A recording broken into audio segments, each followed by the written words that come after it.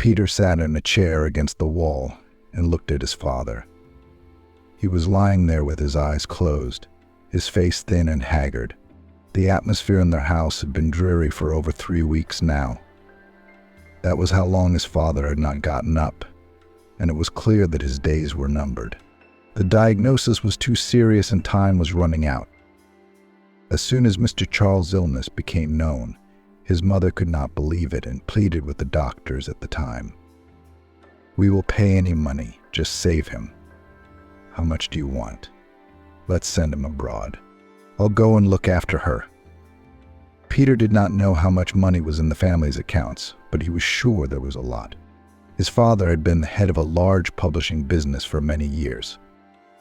He owned a large print shop and several print publications known throughout the county. Always stiff and energetic, he now lay with his eyes closed, seeming to sleep soundly. But Peter knew for a fact that his father deliberately kept his eyes closed when he, his youngest son, was in the room. Peter didn't want to add to the already difficult situation. Silently, he got up and went out. He knew perfectly well that as soon as his father opened his eyes, even with his last strength, he would immediately express his displeasure at his appearance. So it had been the previous morning. Seeing Peter sitting aside, Mr. Charles faintly said that he was interfering as a nuisance. "Vaughn, take Gregory's example. Studying in class every day. He's like me. And you're a no-brainer. Get out of here. Get out of here." The young man at that moment was moved to tears. He was the only one who knew that Gregory, his older brother, had been out of school for more than 2 months and spent all his free time in clubs. He would come to his father's house early in the morning, and after sitting for an hour or less, citing his studies, he would disappear. Peter had heard the tone of voice his father used with Gregory and the hatred in his voice when he spoke to him, seemingly as much a son as Gregory. At some points it seemed to Peter that he had been used to this attitude since he was a child. He was the scapegoat for everyone in the family. He was always the one to blame for all the troubles and failures. And no matter whose fault it was, he was never called anything other than Peter's troublemaker and idler. His father did not pity him, and his brother generally treated him as an enemy. His mother, when she was in a good mood, might occasionally take pity on him and intercede if his father reprimanded him. Gregory, on the contrary, was always held up as an example by his parents. However, even here Peter was unclear why. At school, Peter studied diligently and got every grade he deserved. And Gregory. Just attending classes was enough to bring home a diary of A's and B's. Mr. Charles, either personally or by sending Mrs. Annie to school, regularly carried envelopes to the headmaster's office with what was called payment for these grades. His brother was 2 years older than Peter, and as soon as he left the school walls with a certificate, his father immediately took care of it. And in a couple of weeks, Gregory became a student of one of the best universities in the city. After graduation, his father angrily said to Peter, "That's it. Stop sitting on your parents' neck and go to work. And if your brains are enough, go to a correspondence course." Peter was going to do exactly that. But dreams of studying almost immediately went on the back burner. A few months after his graduation, family became aware of the illness of Mr. Charles. The young man was forced to abandon his goals and began to help his mother. Money in the family was enough. It was possible to hire a nurse, but his father categorically forbade it, saying, "It's not enough to have someone else's aunt looking after me. Don't I deserve to have my family do that?" Mr. Charles was cared for most of the time by his wife. More often than not, she was assisted by Peter, which displeased and angered the patient. Together with his mother, Peter washed, changed the bedclothes, cleaned the room, even learned to give injections. Gregory, on the other hand, came every day only to sit with a sad face, holding his father's hand, though not only for that. Twice Peter heard from the other room how his older brother, taking advantage of his father's special treatment, asked for his help. The first time he had tearfully begged, "Dad, the car you gave me for graduation is no longer new. It's always malfunctioning. Besides, do you know whose children are studying at my course? The daughter of the head of the city, the daughter of the market director, the son of the head doctor of our hospital, and the like. They come in such cars. Some with a driver, some by themselves, and I'm in the same car. You're lying down anyway, and your beautiful car is sitting idle in the garage. Give it to me. It is necessary to maintain the status of the family." Peter didn't hear the answer, but judging by the fact that Gregory drove away in his father's car that same evening, he realized that once again his brother had got what he wanted. The second time, just a week later, when Peter had just given his father a shot, Gregory came into the room and called out to his brother, "Get out of here, I need to talk to my father." Peter went out, but curiosity got the best of him, and he decided to eavesdrop on what his brother was going to say that he shouldn't listen to. It turned out that Gregory began to describe that the Institute had an exchange trip abroad for a week, and his father, of course, praised his son for his zeal to study, allocated a considerable sum for it. At that moment, Peter already knew that his brother had abandoned the Institute and did not understand why he needed such money. But everything fell into place as soon as he heard Gregory talking on the phone. "Baby, pack your bags," his brother said cheerfully. Just coming out of his father's bedroom, Daddy splurged. "Today we're going to the islands we saw in Nicholas's pictures yesterday." At that moment he saw Peter and knew he'd heard everything. Putting the phone in his pocket, he walked right up to him and, looking straight into his eyes, hissed, "What are you looking at me like that for? I'm entitled to a holiday and my father doesn't mind paying. And it doesn't matter what for, as long as it's for my benefit. So don't you dare blab." Peter was amazed at his brother's coolness. At the moment his father was dying in the next room, he was going to be happily spending time on some islands with another Passeris. "But Dad could die at any moment," Peter said quietly. His brother's reaction finally got to him. Gregory grinned and, looking him defiantly in the eye, said, "We don't worry. I'll be back in time for the reading of the will. After all, if he dies, it won't be the next day." Leaving his confused brother standing there, Gregory turned round and went into the other room. At that moment, Peter realized that his brother was not at all interested in his father's health. In all the sadness, tears, his presence at the bedside of the sick man had been played up, as if it was all for the sake of getting his share of the inheritance. A couple of days after the departure of his eldest son, Dad passed away. He died quietly at night, just as Peter was on duty at the bedside. The young man remembered it for the rest of his life. His father opened his eyes and looked at him for the first time with a kind, affectionate look. As if wanting to say something, he took several deep breaths and stood still. Peter realized at once that something terrible had happened. He went to wake his mother, taking a sedative on the way to the kitchen. It was the only thing that had kept her going lately. Then came the sobbing, the goodbyes, the funeral. All this time, Peter literally did not leave his mother's side, while Gregory continued to rest somewhere on the seashore, not even deigning to return to the funeral.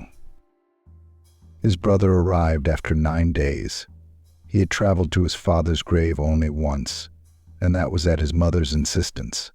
For him, life hadn't changed a bit, even as he said there was some freedom of action.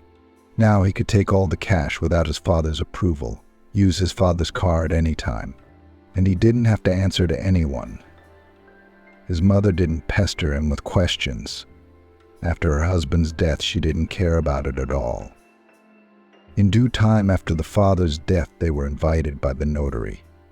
The brother arrived at the announcement of the will in a high spirits. He smiled wryly and looked at Peter, as if he knew the outcome in advance. Peter, on the other hand, was under no illusions. But what he heard later from the notary was unbelievable. All the movable and immovable property left by his father had been divided completely, in his opinion, unfairly. The large house in which they all lived and the monthly maintenance for life, Mr. Charles had bequeathed to Mrs. Annie, his faithful and devoted, as it was written, wife. In this case, Peter understood and was in full agreement with his father's last will. To his eldest son, Gregory, he left the management of all the accounts and business, the cars, of which there were several, and a spacious flat in the city center. When it was Peter's turn, everyone froze in anticipation, because it turned out that there was nothing to bequeath to him. There was a monstrous silence in which Peter heard his brother laugh. The notary corrected her expensive rimmed glasses and read out more quietly that his father had left Peter a stable somewhere far out of town and a sum in his account, as he had indicated, sufficient to start an independent life. When his son heard how much his father had left him, he couldn't believe it. The number of zeros in his older brother's inheritance was many times greater, and the money that had been left to Peter, his brother could probably spend in clubs in less than a month. Peter, of course, had realized from the start that Dad wouldn't divide everything equally between the sons, but he hadn't expected it to be so unfair. As he left the notary's office, Gregory, for whom his younger brother had always been a blank slate, gritted his teeth angrily. "Well, that's it, my dear little brother. As they say, get the hell out of here and back to your own backwoods. And I really hope I never see you again. By the way, don't even try to ask me for anything ever again. I'm sorry, but I don't give to beggars." Turning to his mother, he said, "Well, are you coming? Hurry up, I've got a lot of things to do. I'll drop you home quickly and celebrate my current status as a wealthy businessman with a bang." Playing with the keys of his car, which was now officially his, he headed for the new car, which was gleaming in the sunlight. And Mrs. Annie walked over to her youngest son, taking his hand, and in a guilty voice said quietly, "I'm sorry, Peter. Who knew Mr. Charles would do such a thing? You realize I couldn't have changed anything. Do you know what kind of temper my father had? What he decided he would never change?" The young man hugged his mother and just as quietly replied, "Nothing, Mum. Everything will be all right. It's not money that makes me happy. I'll live somehow. You just take care of yourself, and I'll call you." "Okay," Mrs. Annie said quietly as she walked to the car where Gregory was freaking out. And Peter was left standing on the porch of the notary's office with a grudge against his father, Gregory, and the world in general. He couldn't understand why his father had had such a negative attitude towards him from his childhood until the last day of his life, which he clearly didn't deserve.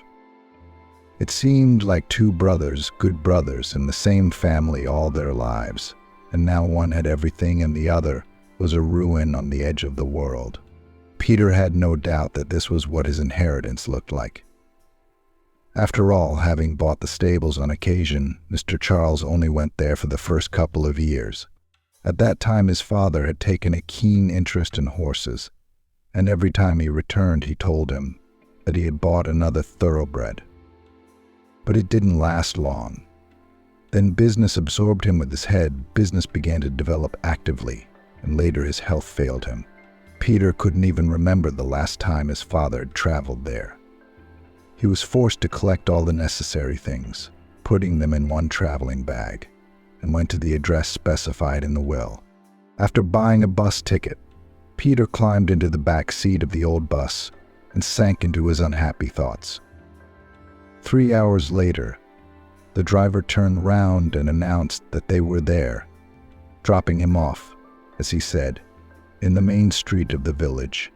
Looking around, Peter immediately realized that the hope of finding a job here, which he had been looking forward to, was instantly gone. The whole village consisted of that central, and, it seemed, the only street. There were no more than 20, at most 25, houses on it, all of which stood different from one another. Some were freshly painted and straight, with neat vegetable gardens, and some were gray and gnarled, as if they had lived out their hard years. Peter adjusted his bag on his shoulder and went in search of his inheritance. At the very edge, a little way from the street, he saw something that looked like a house. It was only by the nearby stable with its fence, which was in some places overgrown, that he realized that this was his property. There wasn't even a wicket. It was lying sideways on the grass. It was so overgrown with weeds that Peter had to wade through the weeds to get to the porch, clearing the way with his hands. For some reason, he was reminded of his father's words as soon as he graduated from high school. Now roll up your sleeves and go on to be a loader or a stable boy. Shoveling manure is the only way for people like you. You can't count on me or your mother. I've done everything on my own. You'll make it, if you can. And now Peter stood in front of the stable house and realized that his father's words had been prophetic. Sighing sadly, the young man sat down on the broken step by the porch and caught himself thinking that he was afraid and didn't want to go inside. This fear wasn't of anyone or anything in particular. It was just that Peter couldn't imagine what was waiting for him inside that wreck with the door hanging on one hinge, the windows broken and the roof torn off. Hoping to delay the unknown for a while, Peter set off to check out the stables, leaving his bag right on the porch. When he had almost reached the corner of the gray structure, a horse's neighing sounded from the stable. For the first minute he thought he was imagining things, but he pulled open the heavy gate and immediately saw a handsome black horse. The horse was standing in one of the paddocks, which was the only one in perfect order. Someone was obviously looking after the horse. And just as Peter thought about it, a hoarse cough was heard behind him. Turning round, he saw a limping man heading in his direction. "Good day," the entrant spoke in a gruff voice. "What brings you here? Maybe I can help you with something." The young man explained who he was, giving a brief account of his father, his death, and the stable he had inherited. "Is that so?" exclaimed the man, and suggested that they continue their acquaintance outside, pointing with his hand to a log by the gate. They went out. William, for that was the name of the lame man, rolled up a cigarette and lit it. "Your father-in-law, when he bought this farm, was still visiting for a while. Your father bought expensive horses. They were so handsome you couldn't take your eyes off them. He even hired workers to look after the animals. So I got a job. I'd clean up one of them, bring water to the other. Then your father disappeared. He must have fallen ill, just as you say. Then his assistant showed up, disbanded all the laborers in one fell swoop, and sold the horses. I wondered why your father had decided to sell everything if he was so in love with horses. When he saw that the cigarette was going to burn for nothing, he sighed and took a few puffs. Then, nodding towards the horse standing in the stall, he continued.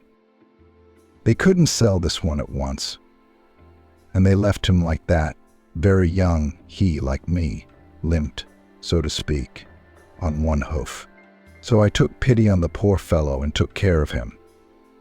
You know, if you need anything, ask the blacksmith to take a look. Maybe he could change the horseshoes, and the horse might do some good. I don't know much about it, but it seems to me that the horse is a thoroughbred. Your father didn't buy ordinary ones."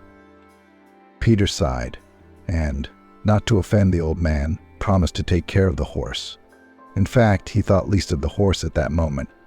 He himself now had no idea how to survive. Money was scarce. There was no work. The house had been looted, just ruins. There was nowhere to go back, because my father had explicitly said in the notary's office that now everyone had to live there and with what he had inherited. It meant that he could not return to his parents' house. There was only one way out. It was necessary to survive somehow in this wilderness. After talking a little longer with William, he said goodbye and went to the hut. He had to settle down before dark, but when he crossed the threshold of his future home, Peter was confused. At that moment he was once again struck by how cruelly his father had treated him. It could not be called a dwelling at all. It was a small room, probably once a kitchen, with a broken window. There were cigarette butts and empty bottles on the floor. Of the furniture, only a good cupboard stood firmly, and a table and a couple of stools were lying around as if there had been a massacre. The second room in the house had probably been inhabited by mice for a very long time. An old pillow and a couple of blankets had been badly ruined by them. Peter was only glad that the bed was metal, because it would have been destroyed by those insolent rodents. There were two other things that made him glad: a whole window in this room and an old chest in the corner. Neither the mice, probably because of the solid walls, nor those who were drinking in the next room, could get to it. In the chest were a couple of bed sets, not new but quite usable, some men's and women's shirts and trousers. Everything was dusty and smelled a little musty. But it was a real find for Peter. He spent the rest of the day rolling up his sleeves and taking all the junk out of the house to the farthest corner of the yard, hoping to burn it all someday. Then he went to the stable, where he saw some decent buckets and drew water from the well in the yard. Peter cleaned the room where the bed was. He decided to start with it, because at least he could sleep in it without fear of the raindrops coming in through the window. Tired to the point of exhaustion, the boy fell asleep that evening right on the bare net of the only sleeping place, an old rusty bed. The next morning he woke up to a horrible rumbling in his stomach. If there had been anyone else in the house, these sounds would have been heard even outside. It was only at that moment that Peter remembered what he had eaten at the bus station. He had bought a bottle of lemonade and a couple of pies with some sweet potatoes before coming here. He was about to get up when there was a quiet knock on the window. He tried to get up, but cried out in pain. He had slept so well during the night that he didn't even feel the iron mesh of the bed literally pressed into his skin. Peter stood for a moment, trying to soothe his aching and stiff body, then stepped to the window. He opened the shutters wide and saw an angel in female form. A short girl in a colored sundress, almost to her heels, and a white kerchief smiled embarrassedly and handed him a package. "Hello, I'm Amanda, William's neighbor." The stranger continued to smile charmingly and spoke. "He told me all about you yesterday. I thought you'd starve to death by the time Ashley got here this afternoon, and I'm going to the farm this way anyway, so I brought some milk and a loaf of bread." At this moment, catching Peter's glance, she lowered her eyes in embarrassment and added sadly, "I'm sorry, there's nothing more to give. Harold and I live alone. We don't starve, of course, but we're not used to luxurious living either. So what we eat, we're happy to share." Peter suddenly disappeared from the window aperture and in a second appeared beside Amanda. Taking the package from the girl's hands, he said, "What are you, Amanda? You saved me from starving to death. I did wake up thinking I was dying, so hungry." She smiled and Peter continued, "I think I'll go to the shop now and buy everything. I realize now that you don't even have one here. I wouldn't have made it to the shop. You saved me. Except I can't even thank you enough. No, I can't even invite you into the house. I'm too scared to go in yet. But I promise as soon as I put things in order, I'll invite you to tea with my son." All the time they were talking, Peter stole glances at Amanda. He thought she looked familiar, but he couldn't remember from where. Peter spent the next few days tidying up his new home.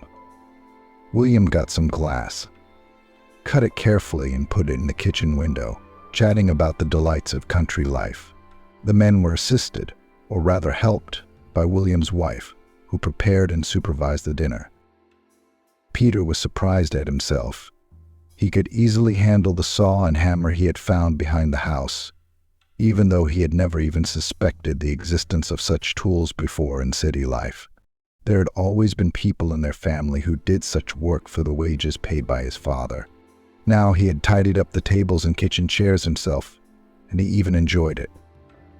Amanda looked in once again, waved her hands in surprise, and said, "I thought nothing would ever come out of this horror, but here you can still live and breathe." You have skillful hands. The only thing missing for coziness is a curtain on the window. I'd make one if I had anything to make it out of." Peter smiled enigmatically and went into the other room where the chest stood. A couple of minutes later, he returned with a roll-up containing that sheet. "How about from this one?" He held out the material to Amanda. Lucky for me, the past owners were hoarders, and the marauders, judging by the empty bottles, didn't have much to spare. Amanda unfolded the sheet, walked over to the window, tried something on, and added in a satisfied voice, "And why not? We won't tell anyone it was bedding. I'll come home from work today and stitch it, and tomorrow we'll hang it up." Peter looked at her admiringly and thought once again that he really liked this simple countrywoman. Perhaps he would even try to court her. Only Amanda had made it clear from day one that they could have nothing but friendship. The young man already knew that Amanda had been married, but very briefly and unsuccessfully. At Peter's request to tell about herself, Amanda once reluctantly narrated that. "Before we were married, my husband groomed me like a princess," she said sadly as they sat on a bench outside the house. "But he was only enough for a couple of months. As soon as we got married, his whole nature came out. He started drinking almost every day and chasing every skirt. I put up with it for a long time, crying, begging him to come to his senses, but I couldn't change anything. Even the news that I was pregnant was not a reason for him to change his life. When my son had just turned 3 months old, this scoundrel got naked and in front of the whole village, twisted with Lucy from the shop, and then even left to live with her in the city. Harold and I have been living together ever since." When asked where and with whom her son, she said that William's wife helps out, and when necessary, at work looking after the boy. Amanda herself worked as a milkmaid for a local farmer and went to the cowshed early every morning. A few days later, when she was walking with Harold, she looked in on Peter, and he quickly found a way to get along with the boy. Peter thanked fate for meeting Amanda. It was very easy for him to communicate with her. She often gave him advice in gardening matters, telling him how and why to take care of it. She also recommended a blacksmith to help Diamond, the name of the horse Peter had inherited, change his horseshoes. The fee was not unreasonable, but after counting the rest of his savings, he decided to do it and never regretted it. When William saw Diamond galloping away, he clapped himself on the side and said, "Oh, I told you, a young, hot horse. I wish I could be like that. And when I changed my new horseshoes, I wouldn't limp anymore." Peter smiled back. He had liked William from the first day. He didn't drink, and he was good at whatever he did. He'd helped him fix the fence at the stables, told him how to fix the roof. "That's why I'm lame," William said, biting down on his cigarette. "I fell off such a high roof when I was young. My army friend and I used to work part-time then. We built huts and fixed things when necessary. We made good money, by the way. We were young and stupid. Once they had a drink in the autumn cold and went to the woods. I didn't even realize what went wrong. Just the forest flew out from under me and we were off. My friend didn't give a damn, but they had to pick up my leg piece by piece and barely saved me. Since then I don't drink vodka. But I can't get my leg back healthy." Peter liked to listen to his neighbor. He told his stories in a special and fascinating way. Often in the evenings they sat by the stables and William, puffing on a cigarette, recalled the past. At such times Peter found himself thinking that he was glad to be in this village. The people were not like those in the city, simple and unkind. They lived their quiet, measured life without excesses and fuss. He liked more and more the house, which he gradually put in order. It turned out to be quite livable. His resentment towards his brother gradually faded away, and he called his mother periodically, as he had promised. The last time Peter had spoken to her, his mother had started a conversation about Gregory. "Oh, Peter, I'm afraid for your brother. He's not studying, he's completely abandoned his studies. He doesn't want to work either. He's handed over the business that his father ran to a friend, and he's only withdrawing interest. He spends his nights out drinking and partying with the money, spends Mr. Charles' savings on his brides. How are you? He's mentioned you a few times, too. He says you'll starve to death, and even if he crawls on his knees, he won't give you a penny. Don't be afraid, Mother, Peter answered her cheerfully. I won't crawl on my knees, and I certainly won't starve. I'm doing all right, even better than I expected at first. At that moment, he wasn't lying. He was saying what he felt. He really felt good and relaxed. The only thing that was frustrating was that there was nowhere to work. But he was almost sure that everything would change. Soon it did. That day, in spite of the early morning, Peter was already working on his first crop when Amanda came through the gate. She was happily waving some kind of leaf above her head. Peter, look what I've seen. I went to see the boss, our farmer, for 5 minutes to get his salary, and he has this leaflet here. Read it quick, it's a chance for you and Diamond. Peter took the leaflet, which had a herd of horses in the very center, and an advertisement underneath. It turned out that a horse show was being announced in a neighboring village. The requirements were minimal, but the grand prize, on the contrary, was considerable.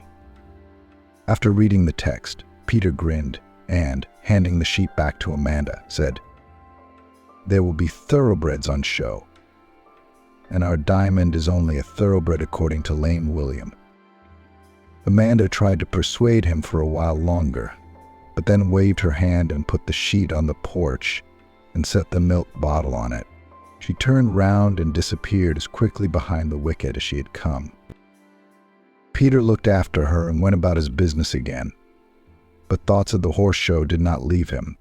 The amount of money he had won was a considerable sum by village standards, and though he did not believe in success, he decided to try it. William's words that his father only bought thoroughbreds, which meant that Diamond could be a thoroughbred, never left his mind. Peter spent the few days left before the show carefully preparing the horse, and William was happy to help him. On the appointed day, they stood excitedly in the general line of exhibitors. The competition was very strong. All the horses were perfect, one more beautiful than the other. At each of the stages, it was necessary to show all the advantages of the horse, and surprisingly, Almaz immediately won the hearts of almost all members of the jury. Peter could not believe it when his pet was named the winner. Immediately after the awarding, a gray-haired gentleman came up to the young man and, stroking Almaz's mane, thoughtfully said, Beautiful. You know, the breed is very rare, and only a couple of specimens have been brought to our country from abroad. Such a horse is expensive, believe me. Would you by any chance like to sell him? I would pay well. After the man had named the sum he was prepared to pay for Diamond, Peter realized that his father had not been so deprived of his inheritance. The horse had already brought in and could still bring in a lot of money. As he thought about all that had happened, the man continued to pet Diamond. No, I won't sell the horse, Peter replied briefly. I inherited him, and to me he is a memory of my father. In his mind, he was ready to go with Diamond again to some such tournament.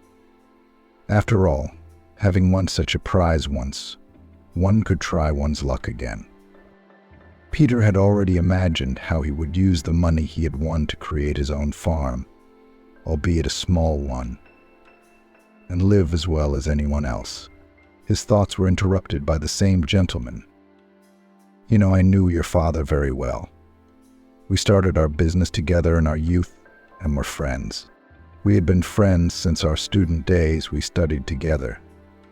Those were good times. We had everything in common, both joys and sorrows. Everything was surprisingly easy for us. Many even envied us. Then, however, years later, our paths diverged, and communication came to nothing. The stranger's voice became sad. He fell silent, as if returning to the past. At that moment, Peter caught himself thinking that on the one hand he would be interested in hearing about his father's past, but on the other hand he did not think it was necessary to disturb the past. He was about to say goodbye when suddenly the stranger spoke again. "You know, I recently saw an article in one of the magazines about your father's death and your family.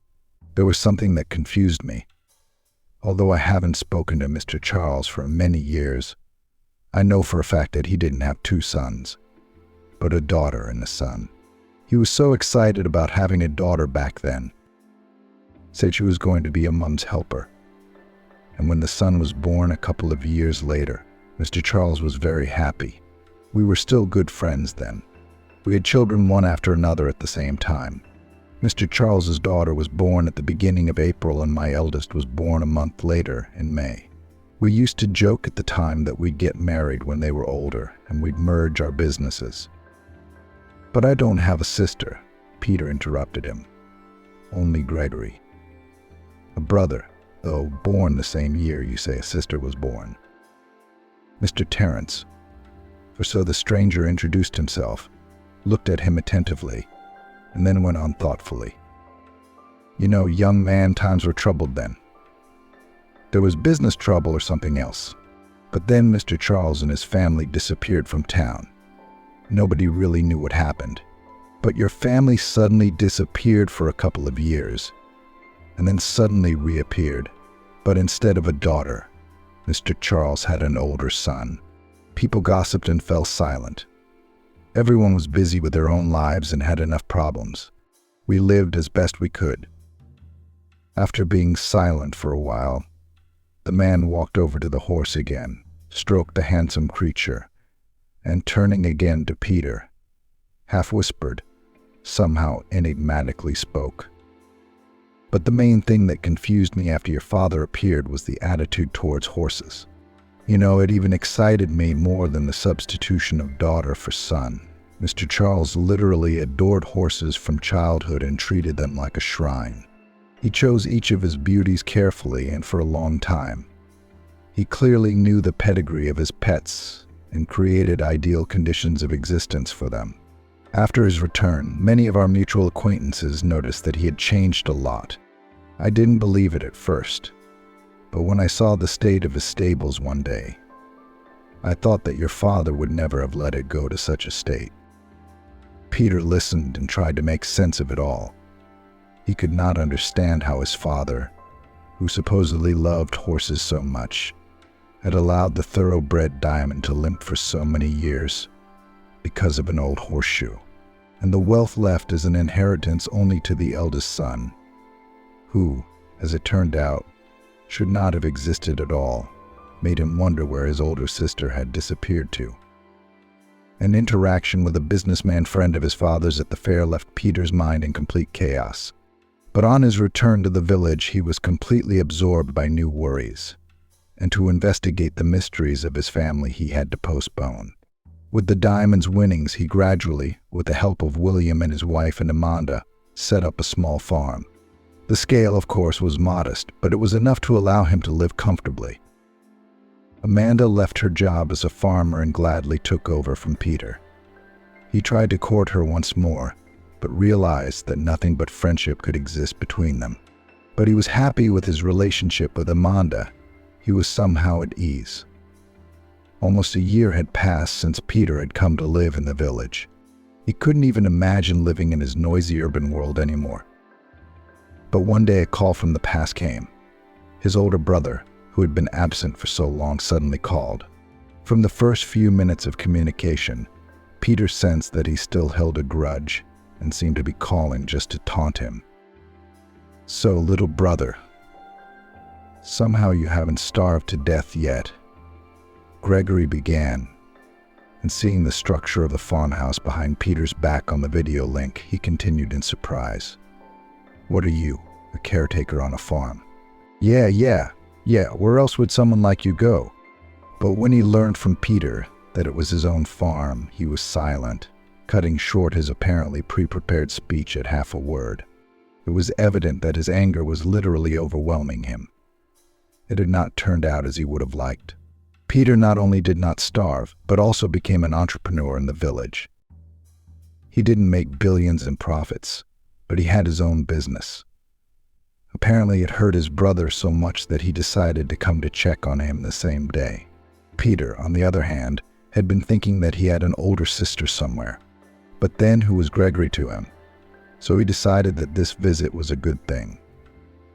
After all, it was a chance to get material for a DNA test, which he did, not knowing exactly what might be useful. Peter carefully bagged the cigarette butt Gregory had left in the ashtray.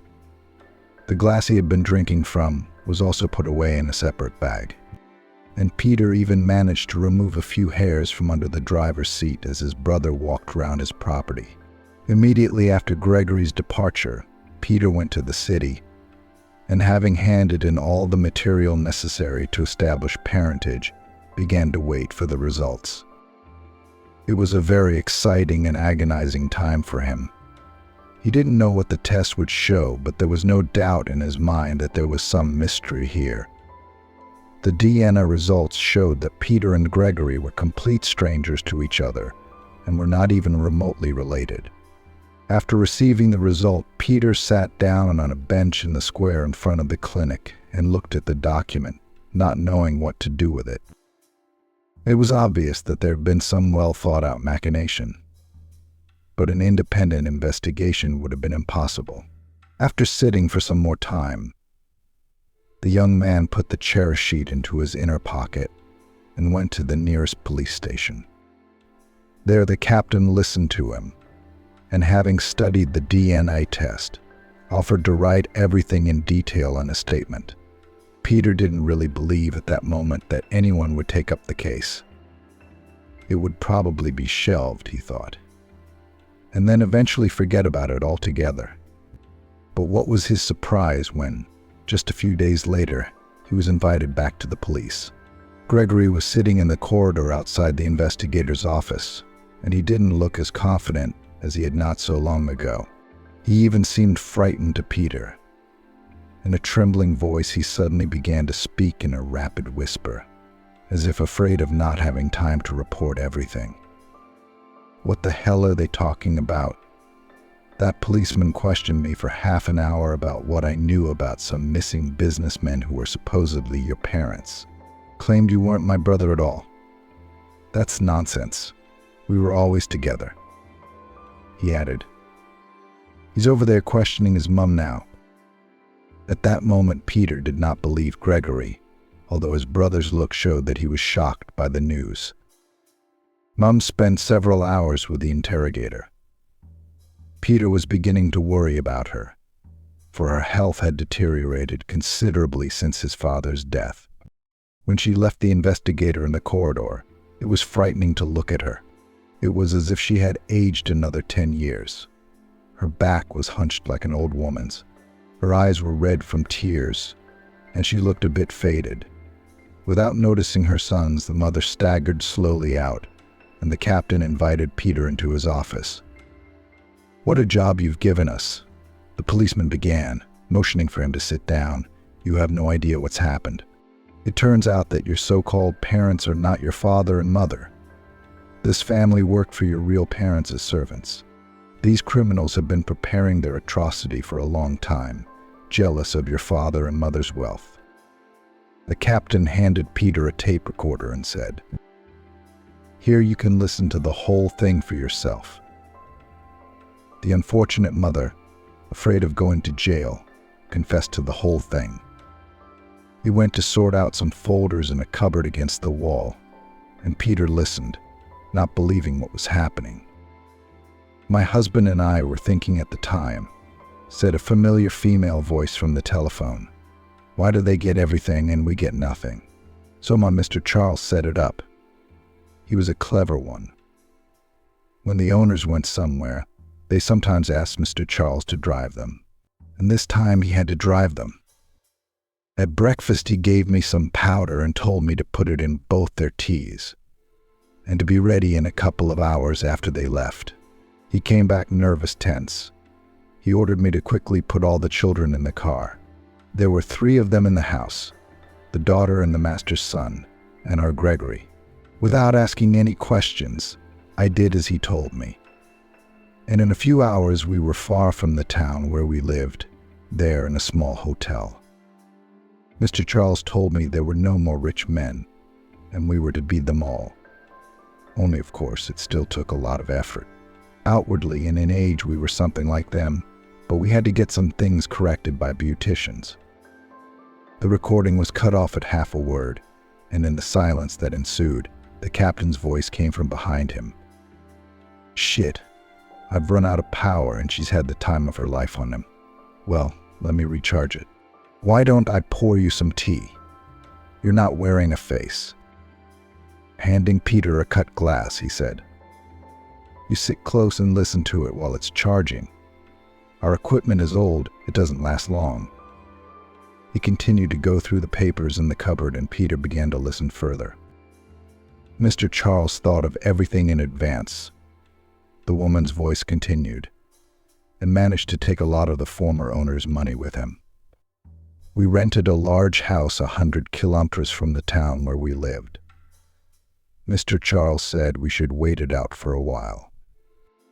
On his orders, I dropped their daughter off at the village orphanage. Somewhere along the road where we were traveling, my husband said we couldn't get rid of them both at once. It would be suspicious.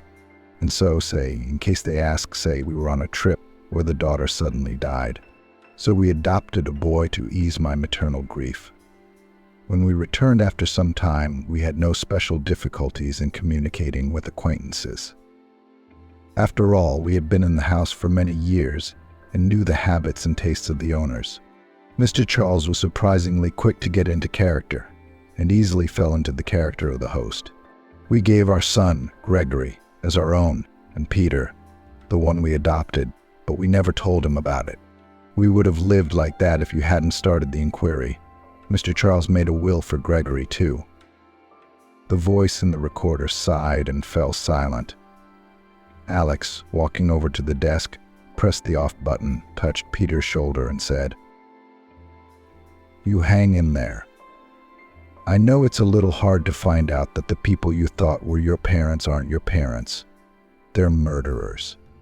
But the important thing is that you found out you have a sister. I think we'll try to find her." Peter, who had been in a daze all this time, seemed to come to his senses, and raising his eyes to the captain, said with a pleading tone in his voice, "Please help me to find her. After all, this is now the only person in the whole world who is dear to me." He began to look for her himself, but he did not know where to start. So he decided to wait, entrusting the matter entirely to the police. His thoughts every day brought him back to what he had heard in the investigator's office. A little over a fortnight had passed. During that time, he never saw his brother or his so-called mother again. Then one morning, as he and William were cleaning the stables, Alex appeared on the doorstep. "Hello, toilers," began the captain in a cheerful voice, and on the same note continued, "I bring you happy news. Peter, why don't you give me some tea? And I'll tell you in detail what I've learnt about your sister." The pitchfork almost fell out of Peter's hands. He was afraid to hear that his sister, like his parents, was gone. But when he looked at the cheerful captain, he calmed down. He had obviously come with good news. Putting down the instrument, he invited the guest to go into the house. It turned out that Peter's sister had been adopted by a childless couple many years ago after being dropped off at an orphanage. To avoid unnecessary gossip, the family had moved to the countryside and lived literally 2 villages away from where Peter now lived. He was about ready to rush there and excitedly asked, "Alex, tell me, is she the only one who is still alive and living there? I'll go there at once." But the captain only laughed and, putting his hand on his shoulder, sat the lad down.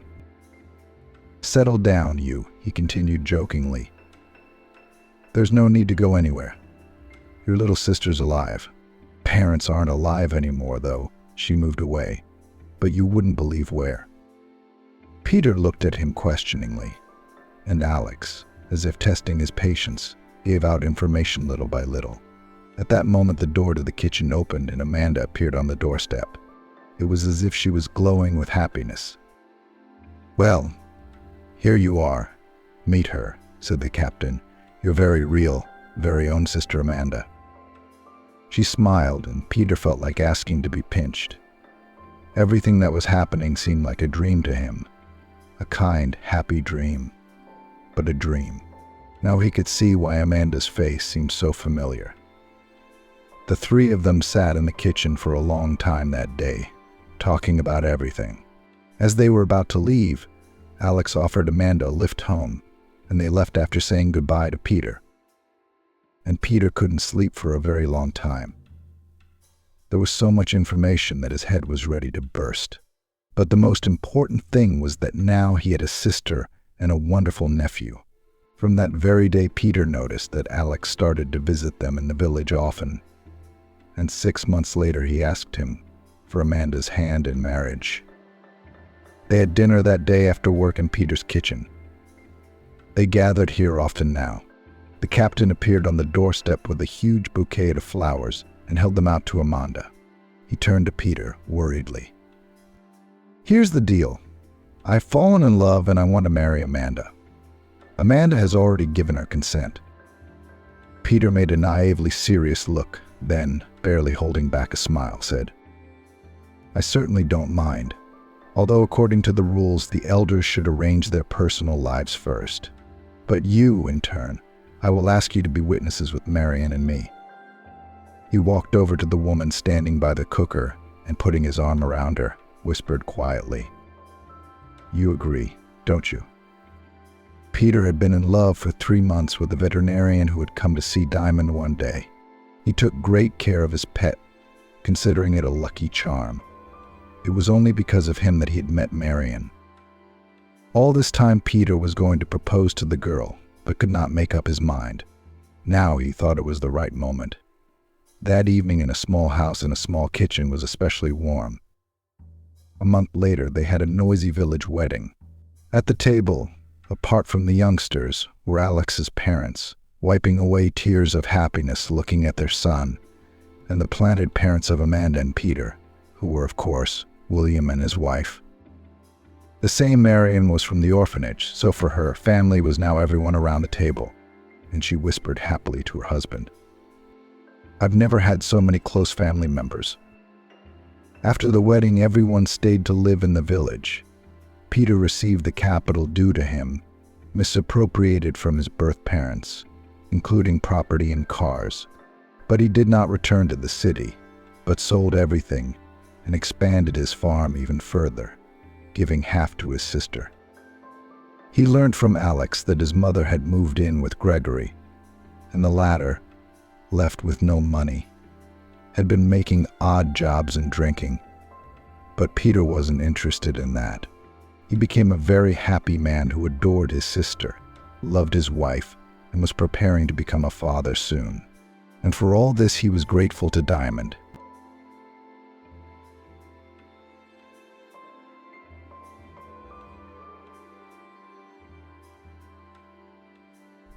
A millionaire takes in a beggar with a baby as a nurse, and when he jokingly invites her to his wedding.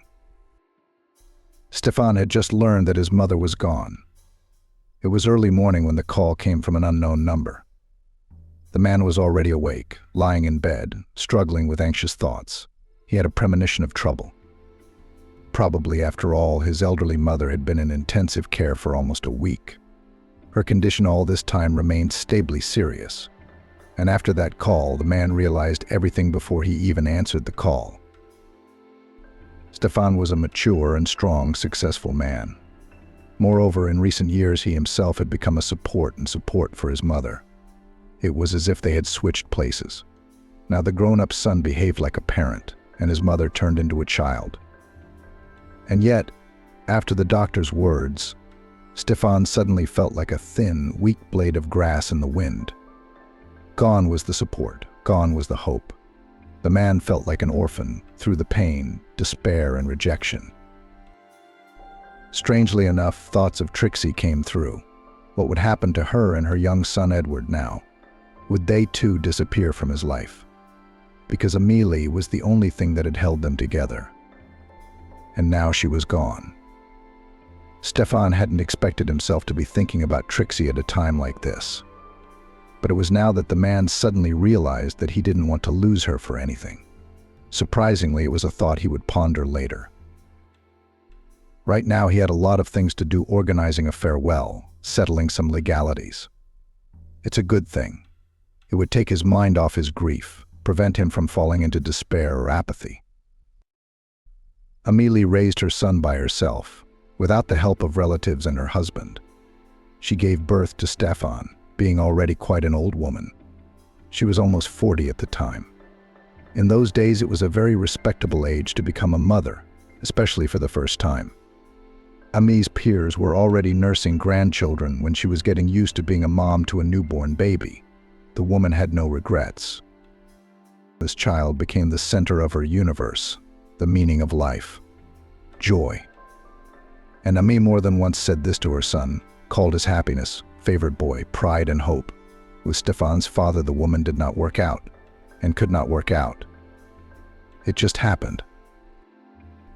Amelie was born and raised in the village. Then, like many of her peers, went to study in the city. Amelie dreamed of working as an elementary school teacher. First, she always got along with small children. Secondly, she clearly had a talent for conveying information to these little ones in an accessible way. Amelie had taught a single child to read by herself when she was still a teenager. She was provided with a hostel, a minimum stipend as a non-resident, and her studies began. The girl liked studying. Soon she became one of the best students of the course. Her parents were proud of their successful daughter. Of all their children, she was the only one who entered the university, and even became an excellent student there.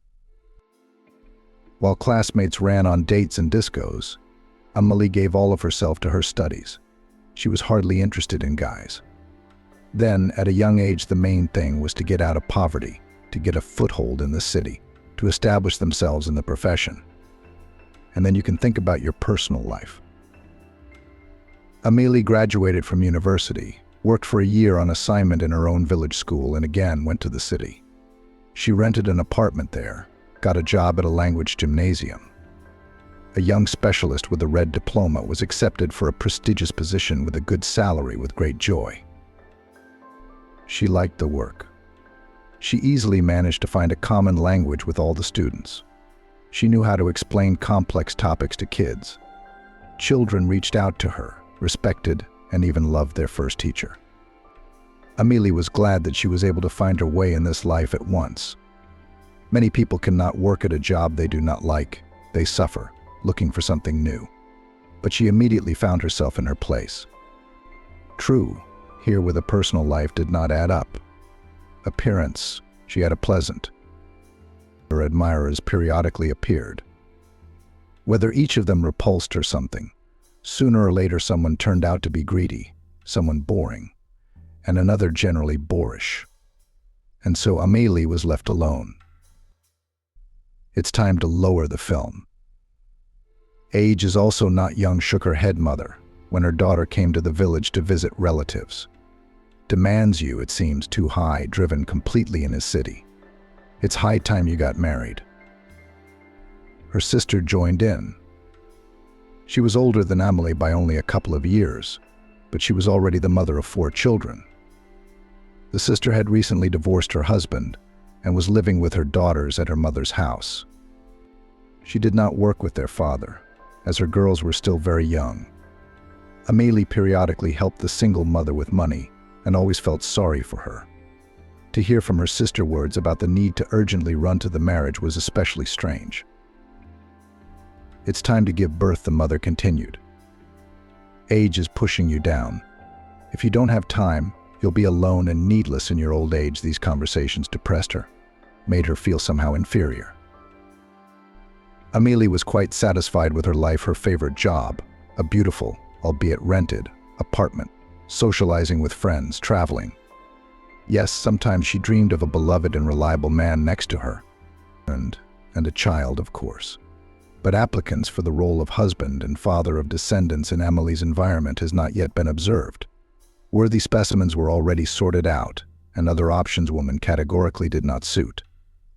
She did not want to become an unhappy, almost destitute single mother like her older sister. One day Amelie was sent to the all-Russian competition of elementary school teachers, but not somewhere, and in the capital. The woman then returned with a victory, which earned herself even more respect from the administration. Oh, they even wrote in the local newspaper. A full-page article with several color photos. But Amelie didn't just come home with a win. At the time of her return, she had no idea that a new life was already living and developing under her heart. After the award ceremony, which took place in a huge concert hall, Amelie decided to take a walk around Moscow. Amelie visited many places in one evening: Red Square, the Tretyakov Gallery, and the famous zoo. A little tired, but overflowing with impressions, she returned to the hotel. Almost reaching her destination, Jacob, the future father of her only child, called out to her. She hadn't realized it at the time, of course. He was a handsome, tall man, smiling, charming. He introduced himself as Jacob and said that he lived in a neighboring hotel. Jacob had come to Moscow for work. He, in his own words, often had to do it. He confessed that he had been watching Amelie for a long time, and that he liked her very much, but he still did not dare to approach her. And tomorrow the man was already leaving. That's why he took the risk of meeting her, because there would be no other chance. They talked for a long time, sitting on a bench in the square in front of the hotel. Amelie herself was surprised at how easy it was for her to talk to this man. She felt as if they had known each other for years. Jacob was from Novosibirsk, a large city in the north of the country. He admitted right away that he was married, but unhappy in his marriage. Amelie felt sorry for him for some reason, and in general she behaved that evening quite differently than usual.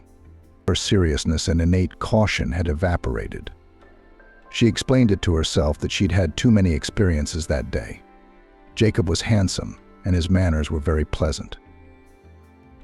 So they spent the night in Amelie's room. No promises, no commitments.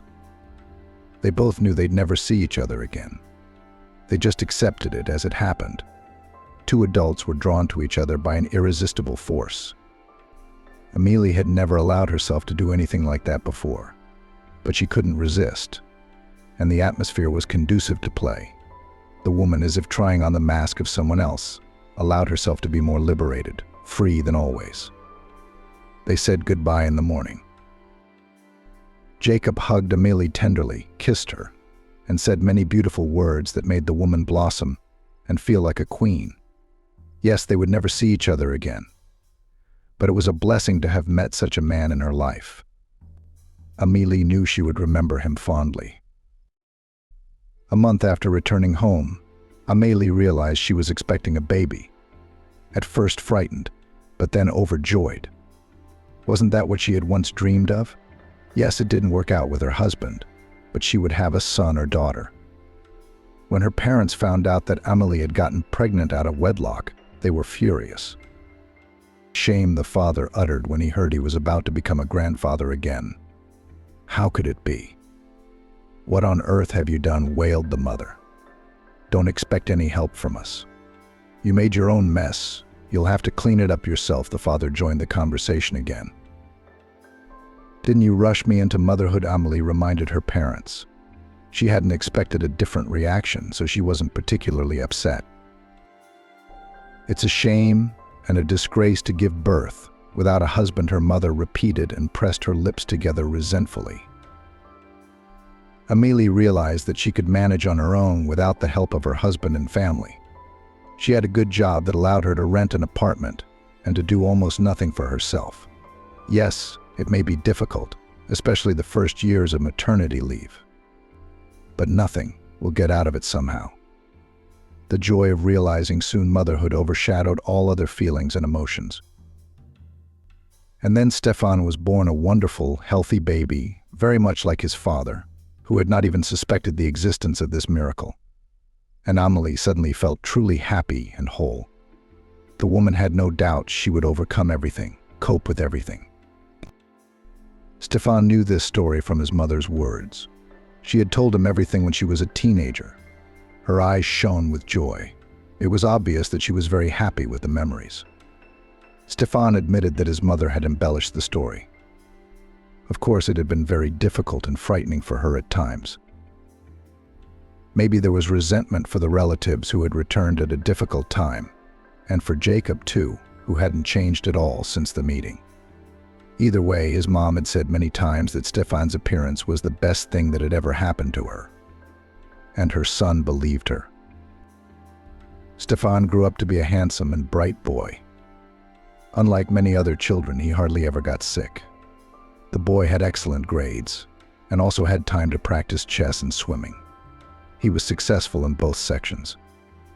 Stefan went to competitions and tournaments, won medals, participated in school Olympiads. Sometimes Stefan missed his father, whom he did not know at all. But he didn't tell his mother about it. He didn't want to upset her. So it was not easy. In order to provide for her son, she not only took 2 jobs at the gymnasium, but also tutoring.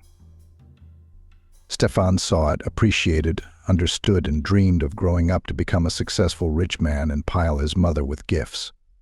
Amelie tried to give her son everything, but did not spoil the heir, of course. And there was no such opportunity. Nevertheless, the woman always found the means to send Stefan to the next competition or pay for his section. When the time came, Stefan entered the budget department of the local university on his own. After graduating, he became an IT specialist. After receiving his diploma, the young man first got a job at the town forming plant. He was immediately offered such a salary that the guy was even dizzy with surprise. It cost him a lot of effort to keep himself in control. Over time, the young specialist was noticed, appreciated, made the head of the department. His salary, accordingly, increased significantly.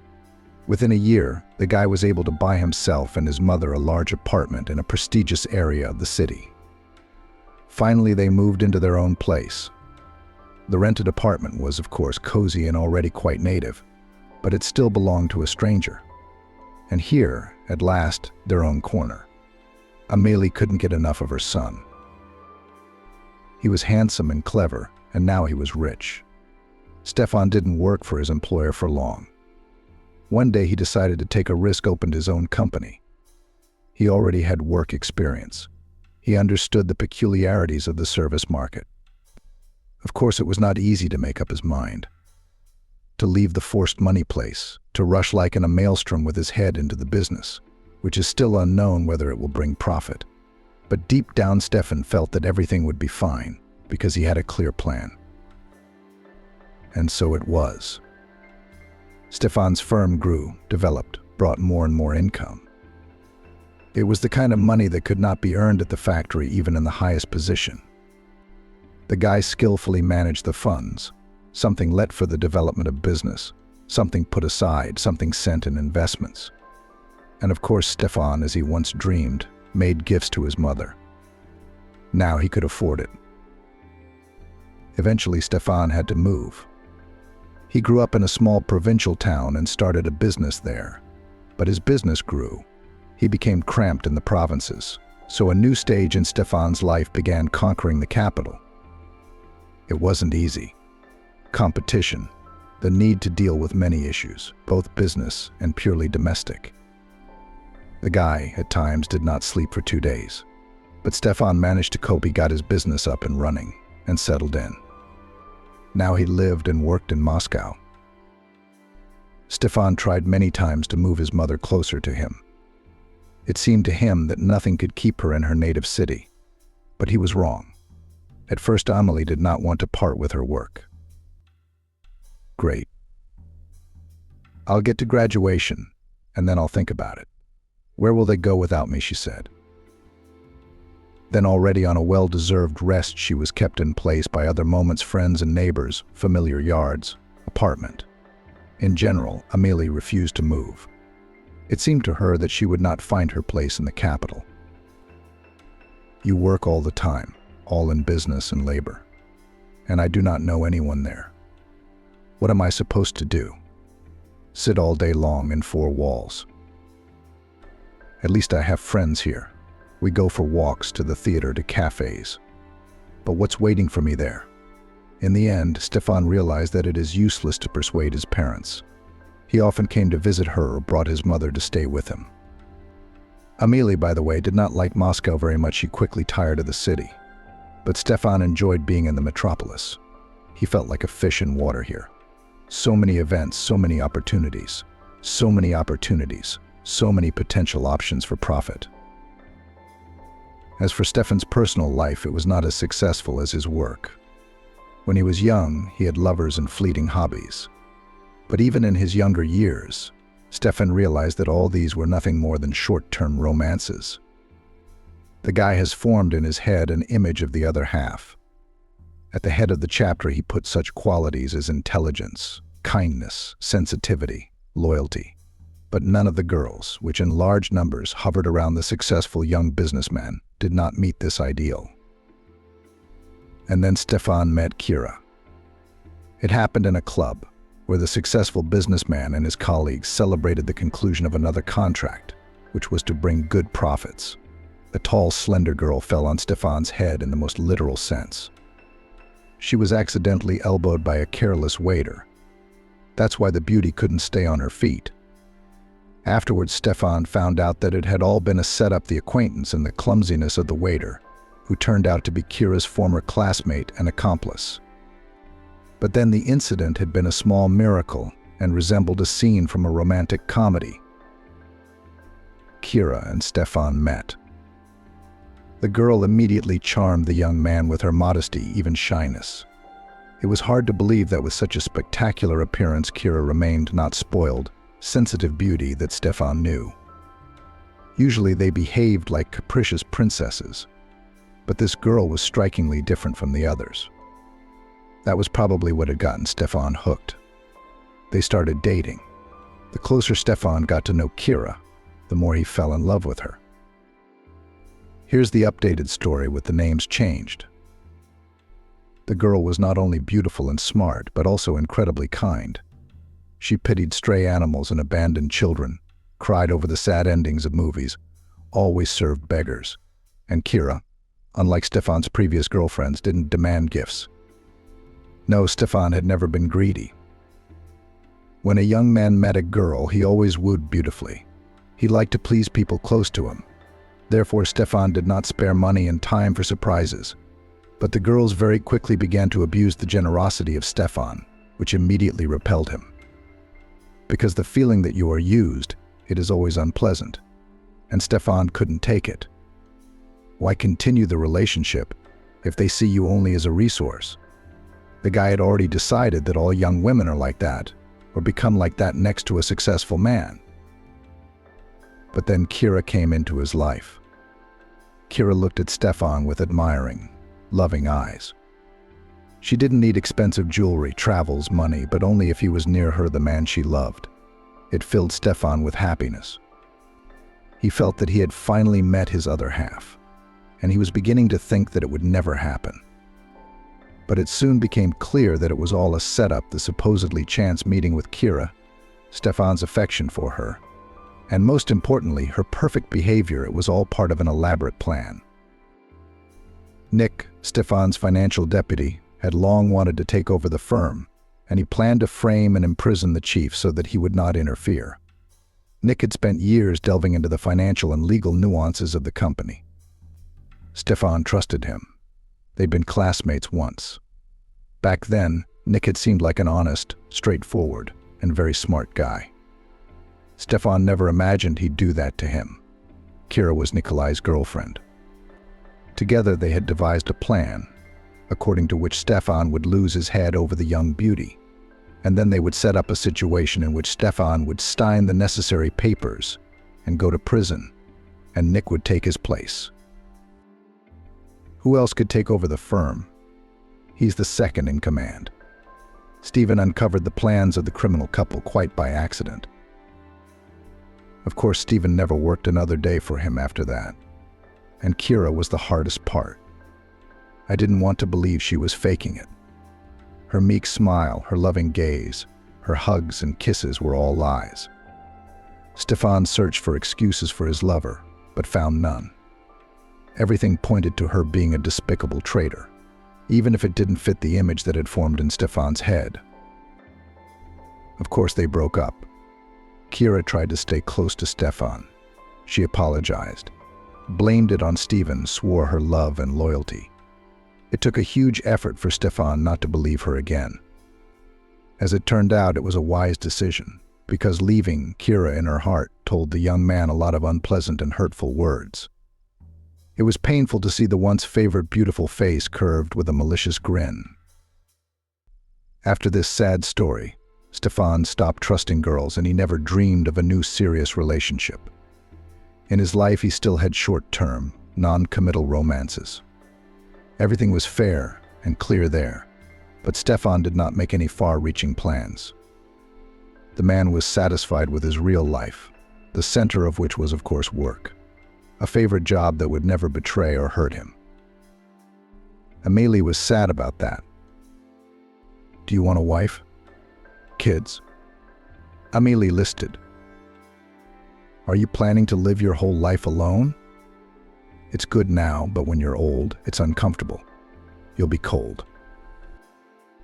But you can't change anything." "It's up to me." Stefan tried to avoid the conversation. "I'm surprised at myself," Amelie sighed. "My parents used to push me to marry, to hurry me to have children. I didn't understand them then. I thought, why are they meddling in my life? And now I'm saying the same words to you. It's strange." And so everything went on as usual. Amelie enjoyed her freedom after a well-deserved vacation. She had a wonderful company, a couple of former colleagues and a neighbor. The women were all the same age. They went to theaters and cafes, just walked in the park, even traveled. Stefan was glad that his mother's life was not limited to soap operas and sitting on the bench in front of the entrance. But a few more years passed, and the man noticed that his mother's behavior began to change.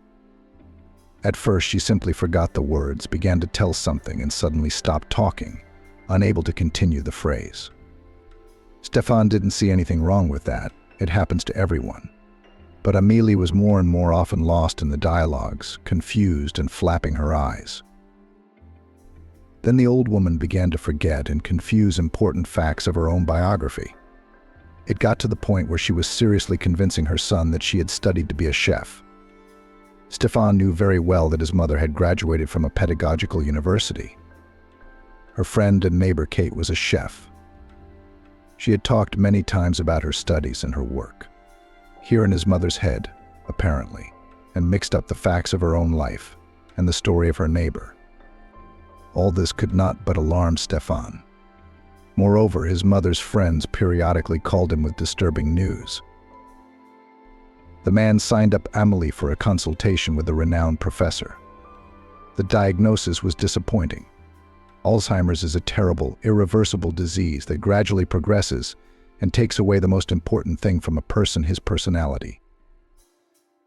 "You can try to slow down the progression of the disease," the doctor explained to the worried Stefan. "But it is impossible to stop it altogether."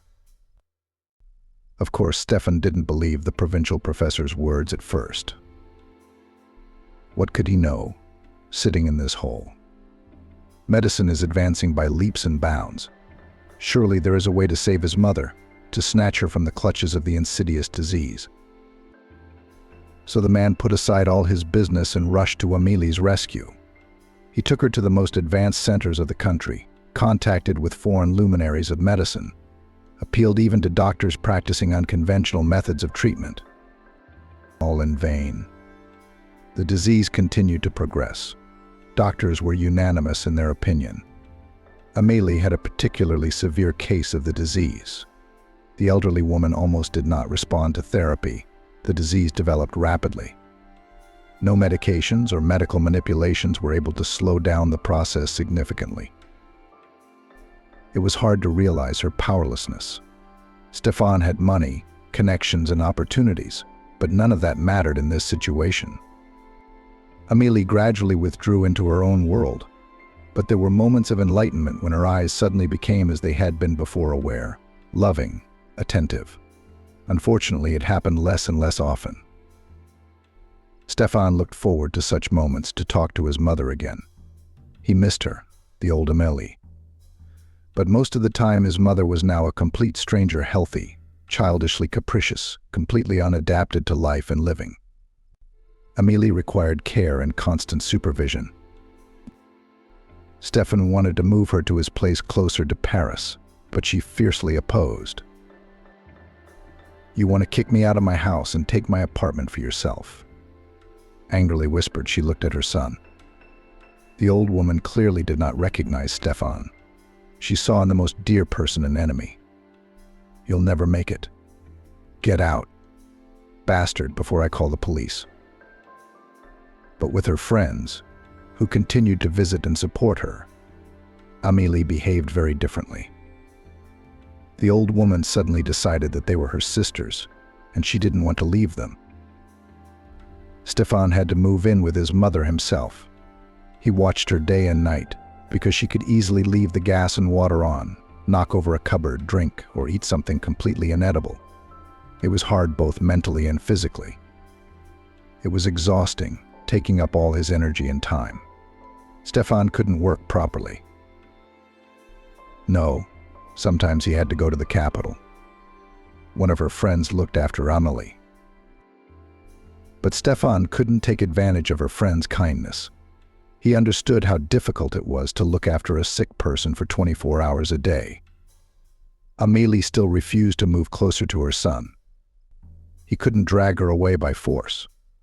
Even when she was healthy, she didn't like Paris. How will she accept a huge metropolis now that her psyche is so unstable? Doctors unanimously stated that it would be a huge stress for their patient, which would certainly provoke a setback in her condition. The only other option was a caregiver, but even here it was not so simple. She didn't like the professional caregiver Stefan had brought to her mother. Amelie was not shy in explaining her refusal. Stefan was embarrassed in front of these women, but they all understood the situation. He was desperate. For months he lived in his mother's apartment, looking after her day and night. In Paris, he had an accumulation of cases that required his participation and attention. The man did not even imagine how and when he would sort it all out. The well-being of his company, grown from a small firm, was threatened. There was no way out. Mother cannot be left alone. Caregivers she does not accept, and even afraid, beyond the doorstep they are not allowed. In the clinic, to lie down categorically refuses. The way out was found by herself. One day Amelie returned from a walk in a good mood. Stefan had just been working, taking advantage of a few hours of freedom. One of his mother's friends, the faithful Kate, had given him a break. She lived nearby and often went for walks with Amelie. Stefan was immensely grateful to her for that. He opened the door with a smile to the two elderly women, his mother and her friend. Immediately he saw that both of them were almost glowing with joy. "What happened?" Stefan said with a smile. "We found a nurse for Amelie," Kate answered. Amelie, who was standing next to her, nodded. "How did you find her?" The man didn't understand. "On the street." You could say that Kate smiled. "There's just one little thing about it," Kate said, "literally a little thing. But don't dismiss it out of hand, because Amelie agreed to it. Can you imagine she chased everyone away, and now she's agreed to it?" "Tell me," Stefan said. "I'm intrigued." It turned out that the old women had met Trixie in the courtyard. She was walking with her son, a charming little boy of 3. Kate called him a little nuance. Amelie immediately penetrated to the boy, treated him to candy, chatted with him about this and that. Meanwhile, Kate was chatting with the child's mother, as she usually did with such chance encounters. "I told Trixie everything," Kate admitted. "About my problem. A close friend that we've been inseparable all our lives is in this state right now. Doesn't remember much. Often imagines herself as someone else, acts like a child." Trixie, the new acquaintance's name, nodded sadly. It turns out she had first-hand knowledge of Alzheimer's disease. The disease had made her once strong and energetic great-uncle a helpless and unstable man. Trixie shared her story as well, and Kate was at first horrified at what this young mother had to endure. And then there was a saving thought, a solution to a lot of problems at once. "Trixie is very young, younger than you," Kate said. "We've been through more hardships than any grown woman can handle. She's lived in the country all her life. She finished school there and came to the city to study economics. She was glad that she entered the university on her own, without connections and without money. She studied hard. I got a diploma, got a job in a small firm. I rented an apartment, supported myself. And she was very proud of it." Trixie said she'd always wanted to escape poverty.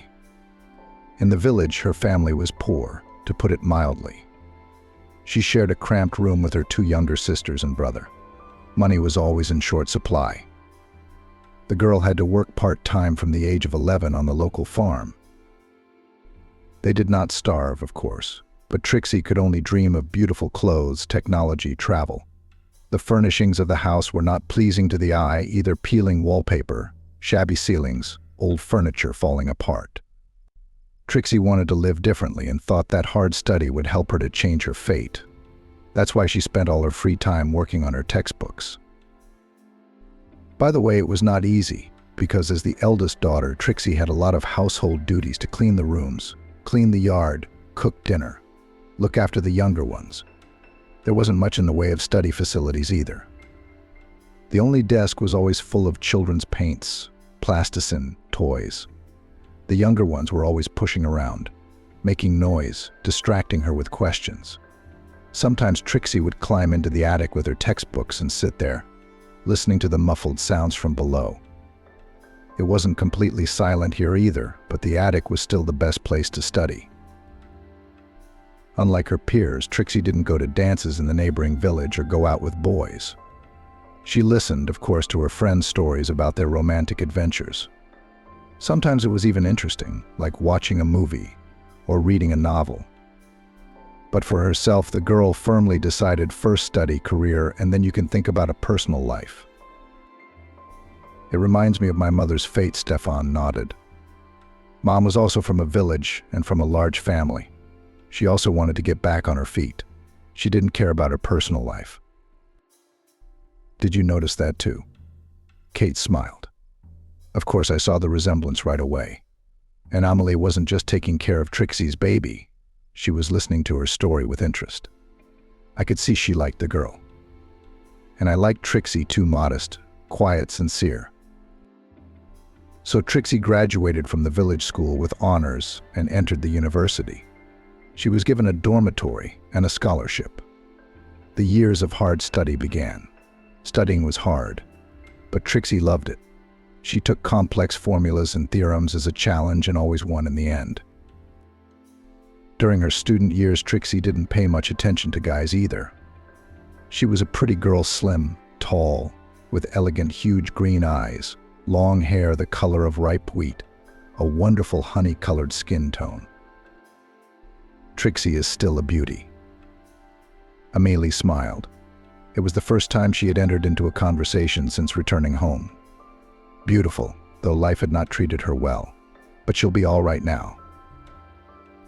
Yes, Trixie is a very attractive young woman, Kate confirmed her friend's words. And of course, when she was a student, she had her admirers.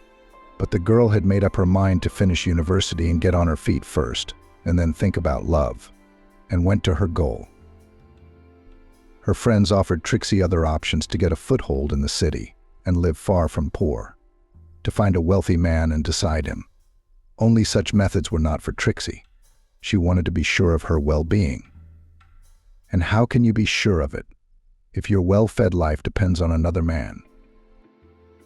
Anyway, after graduating from university with honors, Trixie started looking for a job.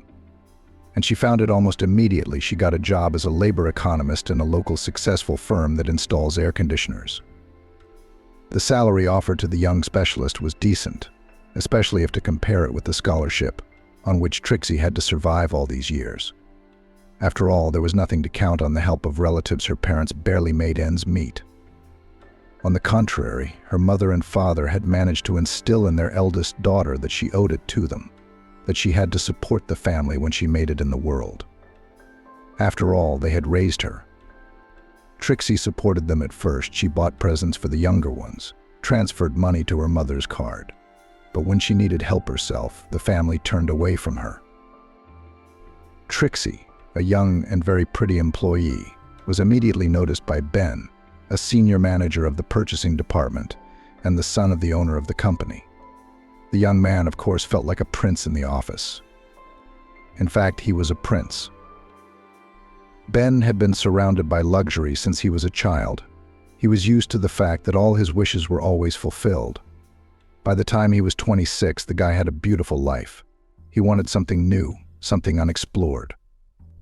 And then Trixie got a job with them, a modest beauty with huge eyes and a sharp mind. Of course, it wasn't her looks that interested the young man. No, he had dated both models and actresses. A pretty face was not going to catch him. Rather, he was attracted by the special charm of the young new employee. Her behavior, atypical of most girls, intrigued Ben. He wanted to solve Trixie's mystery, to understand her, to get to know her better. That's why he went on the offensive. And Trixie? She was just at the age when it was time to think about a soulmate. Most of her acquaintances were already married and raising children, and she wanted family happiness too. All the more Trixie thought that she had already achieved a lot. She had studied, worked, and supported herself. Trixie was tired of making her way through life alone. She dreamed of a close person, drew an image of a man to talk to in the evening, who would embrace her after a hard day's work. That's where Ben came in. He was very skillfully courting a young female employee. You bet the guy was a pro at it.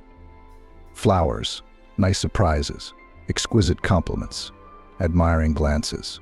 Ben knew how to surprise any girl, and was proud of the fact that he could find an approach to everyone. But he'd never met anyone like Trixie before. It was not an easy task, but it was even more interesting. In the end, of course, Ben managed to make Trixie fall in love with him. They started dating. The girl didn't realize that Ben was the son of the owner of the firm. If she had, she might have been more careful. Then she realized it, of course, colleagues at work, noticing that Trixie began a relationship with Ben, told her who his father was. But it was too late. Trixie had fallen head over heels in love. The girl could not imagine her life without Ben. He actually lived in her apartment, and Trixie was completely satisfied with it. The young people had been together for about 2 years. Probably Ben really had strong feelings for Trixie. Before, his affairs had lasted 6 months at the most. But here Ben wanted to take care of someone for the first time in his life. That's what Trixie had taught him, by the way. She cooked him delicious meals, took interest in his affairs and well-being, and didn't demand anything in return. On the contrary, when Ben gave her something, the girl was very touchingly embarrassed. Of course, the father eventually learned about his son's affair. At first, the man did not attach much importance to it. Ben was young, in love, well-to-do. The flighty young man was living his lifestyle. The wise father allowed his son to enjoy his youth, because he realized that if he didn't get used up in his youth, he would strive to go out all his life, all in due time. But the news that Ben had a serious relationship made him tense. It wasn't the right choice. A poor country girl with no family. She's probably hitting on the son of wealthy parents on purpose. She wants to take any chance she can to escape poverty. There are plenty of people like Trixie. But Ben is not a means to her ends. Ben, a young fool in love, doesn't realize he's being used. He says something about her purity and sincerity. He assures her there are no other girls like her in the world. No wonder, because Ben's social circle before he met Trixie was made up of spoiled girls from fairly well-to-do families, fixated on beauty, luxury, and entertainment. Probably this Trixie was wise beyond her years and realized how to behave to make a young man lose his head. Well, good for her, she did it well. Except she didn't take one thing into account. Ben has a father who won't let his son make a fatal mistake. The man decided to send Ben on an internship abroad. Out of sight, out of mind. The father knew his son well. Ben would have a new love there, then a second, then a third. Nothing at Trixie will work out, and it is necessary to act quickly, because such a clever girl to consolidate the effect may well get pregnant. And then she will have a powerful lever to siphon money from a rich family with the help of a child. It's a plan as old as time, but it's still as effective as ever. Anyway, Ben flew away across the ocean. Kate continued the story. Amelie listened attentively to her friend and shook her head. In her eyes, she clearly read pity for the main character of the story, Trixie. Just like in the Carlson cartoon. He flew away, but he promised to come back. He didn't, Amelie said. Just as the wise parent expected, Ben met the next girl of his dreams across the ocean and decided to stay by her side. His father even helped his son start a small business in another country so that he could support himself and his new lover. The man always backed up the only child, did everything to make his life bright, trouble-free, happy. But Trixie had no one to help her. The girl, unlike Ben, very soon found herself in a desperate situation. Soon after the departure of her beloved, Trixie suddenly realized that she was expecting a child. They did not plan to have children yet, so the news did not become for Trixie joyful. On the contrary, the girl felt fear Ben wasn't around and wouldn't be for a long time. The internship was planned to be long, so necessary for Ben's career. Trixie understood, but still felt pain and longing in her soul, not seeing her own face for so long. And then Ben had deleted himself from everyone's social media. Explained that it was work-related. The connection with him was almost cut off. Trixie felt abandoned and alone. She really missed her lover. The girl even began to save her paycheck, money for a trip to the city where Ben now lived and worked. And suddenly such news. Pregnancy, and the term was not small. Trixie hadn't noticed the obvious signs in time, too caught up in her longing for Ben. She blamed the malaise on stress, the delay, hormone imbalances. It had happened to her before. She hadn't expected to see 2 bright stripes on the drugstore test she'd bought just in case. The next morning, Trixie went to the doctor. I don't know if the test was wrong. Trixie was sent to the ultrasound, where it turned out that she was already in the 2nd trimester of pregnancy. The future mother was even told the sex of the baby, a boy. It took Trixie a long time to get used to the idea, and she didn't even think about abortion. First of all, it was too late. Secondly, even if the term allowed, she would never get rid of this child. Trixie already loved him, and loved him with all her soul. Too bad there's no way to contact Ben. He has no idea he's about to become a father. Surely Ben will be happy when he finds out they're having a boy. I mean, most guys dream of having sons. Trixie didn't know, and couldn't have known, that at this time her favorite man was already courting his future wife. A beautiful girl from a wealthy family, the union with which the boy's father entirely approved. No, Ben genuinely loved Trixie when they were together. The lad was quite honest about that, but his father was right about his son.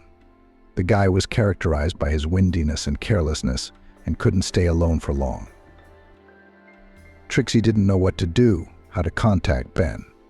He wasn't on social media now. The guy's phone wasn't answering. He must have had to change his number. Strange that he hadn't warned her. Even weirder that he didn't call her himself.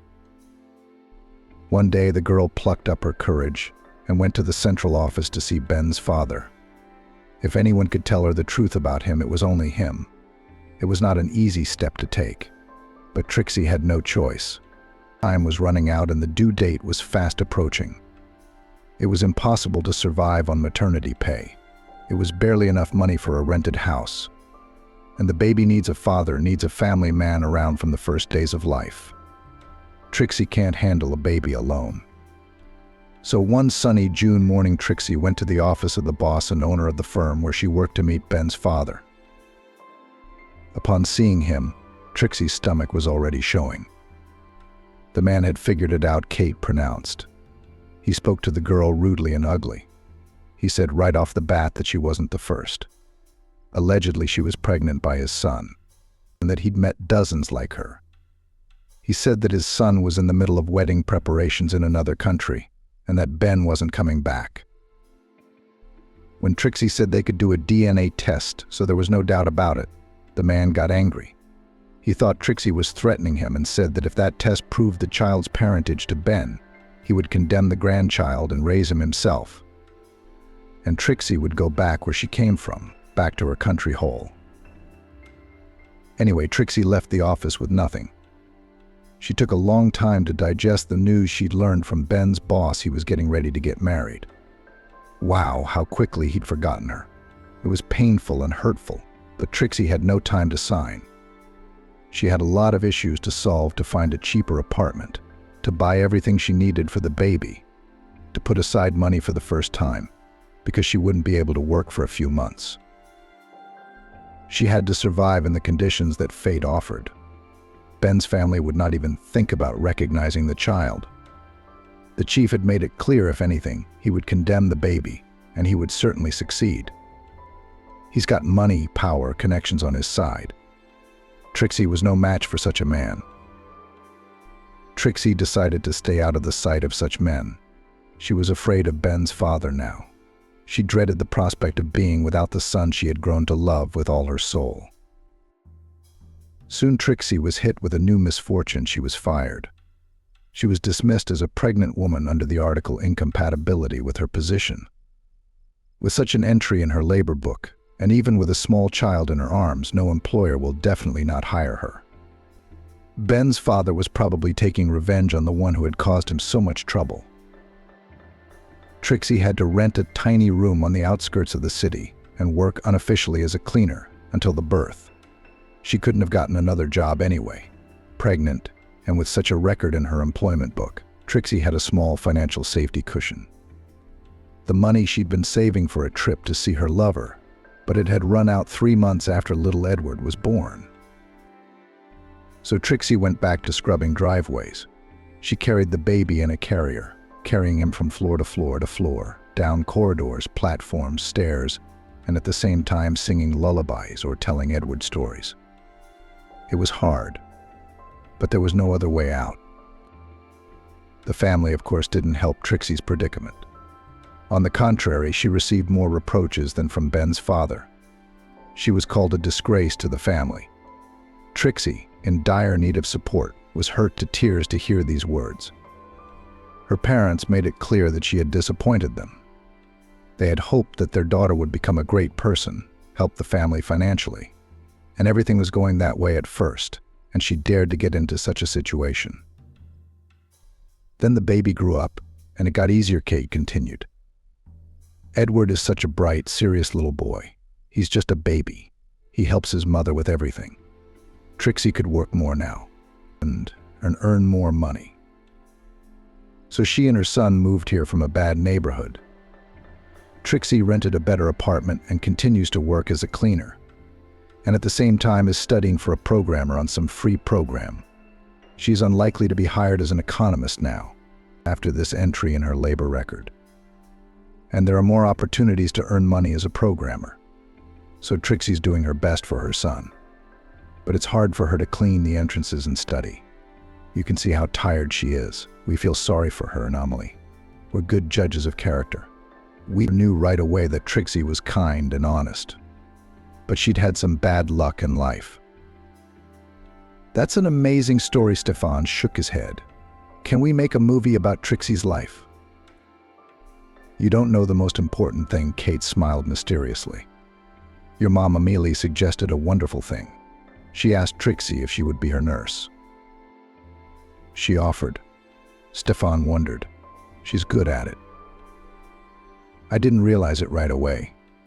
I couldn't think of a better option. Trixie is honest, kind, and attentive. She'll talk to Amelie and remind her to take her medicine on time. And she's gentle, kind, smiling.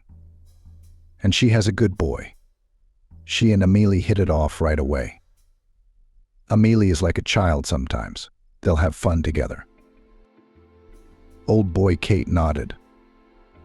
And Trixie, instead of scrubbing floors, will study in peace and look after your mother. It doesn't take much physical labor, and it doesn't take much time. And you'll offer her a good salary, of course. With what? See how good that makes everyone feel." Kate's eyes brightened up. She thought it was a wonderful idea.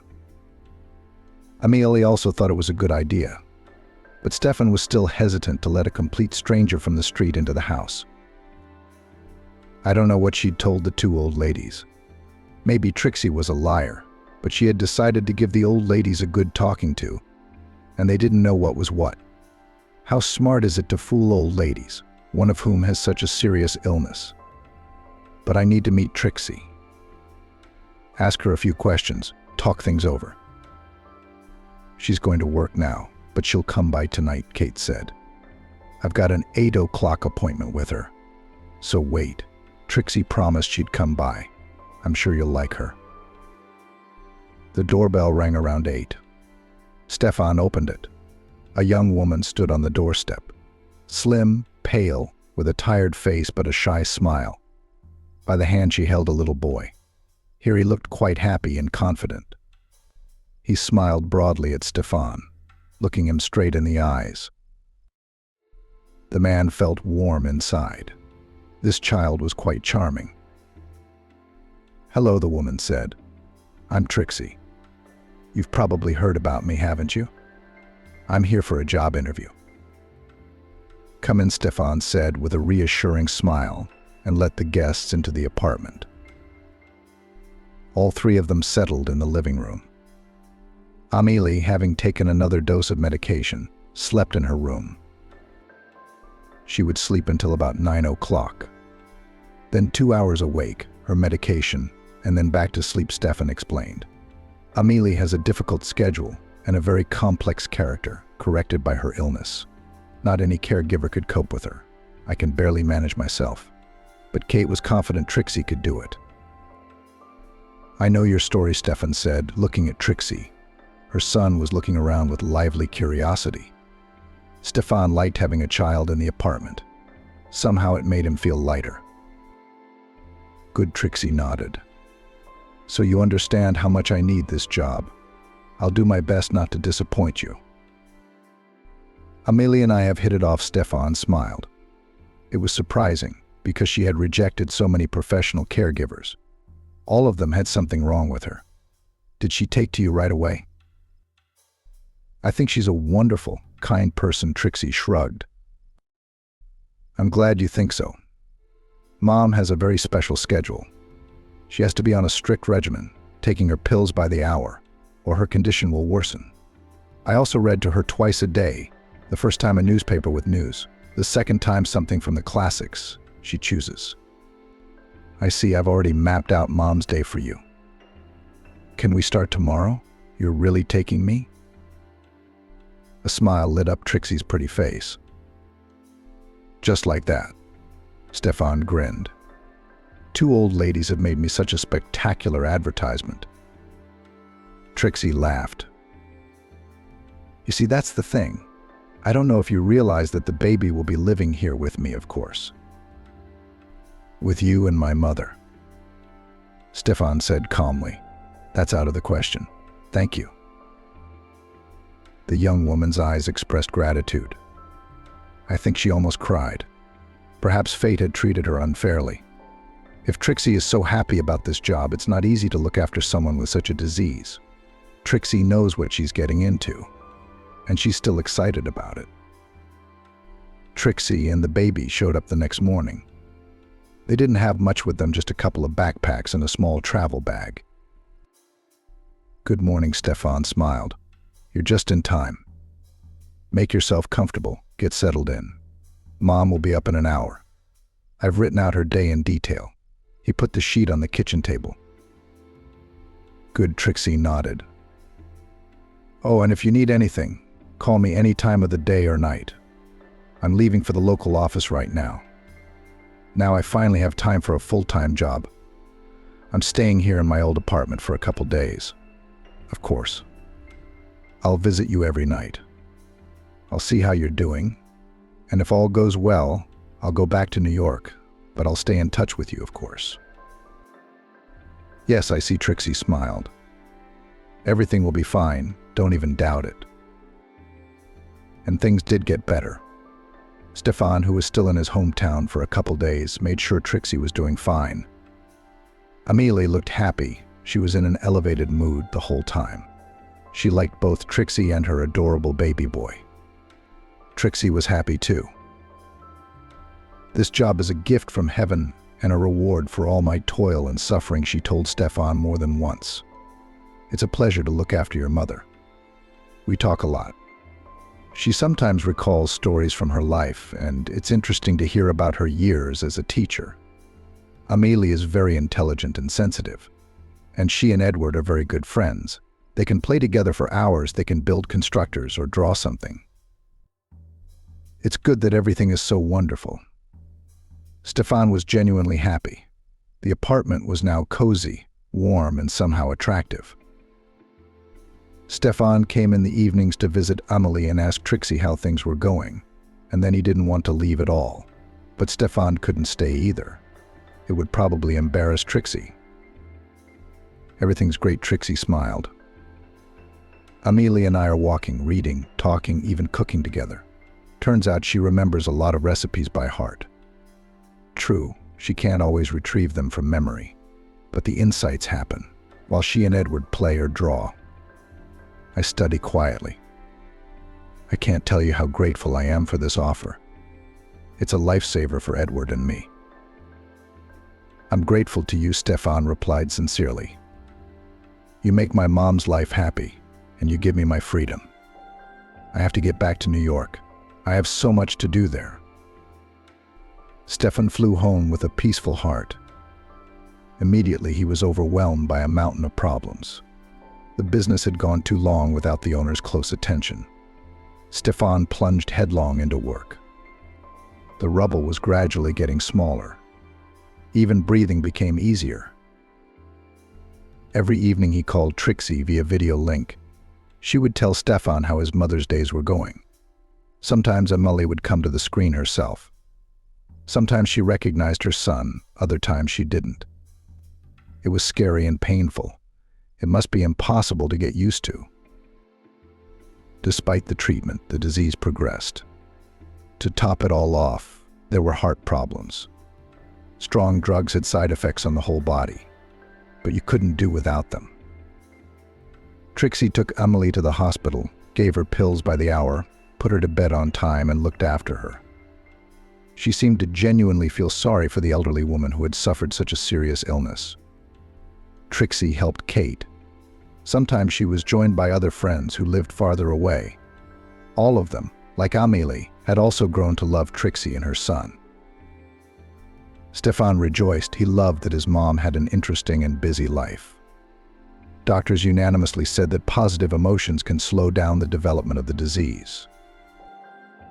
One day, a man named Stefan looked forward to those evening conversations with Trixie all day long. She was a remarkably bright and friendly person. As soon as she said a few words to him, he felt light and calm at heart. Trixie energized him with positivity and energy. She was also, without a doubt, a real beauty. Her eyes the color of birch bark, like two blue lakes, shone on her beautiful face. Now Stefan involuntarily compared the women around him. Many of them were good-looking, but they were spoiled by their haughty appearance, their deliberate capriciousness, their coldness, or, on the contrary, their excessive imposition. Trixie, on the other hand, was natural, lively, real, and incredibly kind. Stefan was glad to have such a person in his life. Sometimes the man came to his hometown of Houston to visit his mother. Now he always brought Edward gifts. It was so nice to choose cars, radio-controlled toys, robots, constructors in children's stores. It turned out that there were so many interesting toys now. It was even more joyful to see the boys' eyes light up with delight. Then they worked out together how to control another machine and what actions can be performed by a cool robot. That was interesting too. Edward was really reaching out to Stefan. He must have missed the attention of a boy. Stefan understood Edward perfectly well. He was in the same situation himself, and so he tried to talk to him more during his visits. Trixie always prepared a festive dinner the night before Stefan arrived. The woman even involved Amy's grandmother in the preparation. She read on the internet that such activities are useful for people with her disease. Patients need to do some household chores for as long as possible, otherwise the disease progresses quickly and they become completely helpless. Stefan enjoyed talking to Trixie, not only about her mother, but about the life of this amazing woman herself. And Trixie seemed genuinely interested in Stefan's affairs. Sitting in the living room, they could talk for hours on end about everything, and nothing at the same time. Little Edward would pop up every now and then and insert his own lines, which both adults laughed lightheartedly at. Stefan loved those evenings with all his soul. Each time he wanted to stay in Houston longer, but business required his direct involvement. So the man returned to New York. One day, Stefan's former classmate Tom, who for a long time had been almost the man's only best friend, invited him to a wedding. Tom did not go anywhere, so he stayed to live in his hometown. He opened his own business here, in which he was very successful. Stefan repeatedly called him to New York, drawing him tantalizing prospects. But Tom always replied that he was fine at home. He wasn't attracted to the capital, so Tom got married. They decided to have a large-scale celebration with hired artists, a spectacular show program, dancing until morning. And of course he invited Stefan to the party. He of course agreed, put aside all his business, and came to his hometown. He was excited about the upcoming celebration and the opportunity to visit his mother and Trixie. On the eve of the celebration, Tom called Stefan and shocked him with the news. You see, friend, you don't have to come to the wedding alone, but with a girl. Why is that? Stefan wondered. Tom had never made such a demand before. Here's the thing. One of DG's relatives won't be able to make it. It's an urgent business trip. It's an influential person. But his spouse is going, and he's only letting her go on condition that all the men are with the ladies. Jealous. Otherwise he won't let his wife go. Now that's a tough patriarchy. Stefan stretched out. It's commonplace here in the province, so far, Tom joked. Not like what you've got up there in New York. Where am I going to find a girl? Stefan stretched out confusedly. I don't have anyone right now.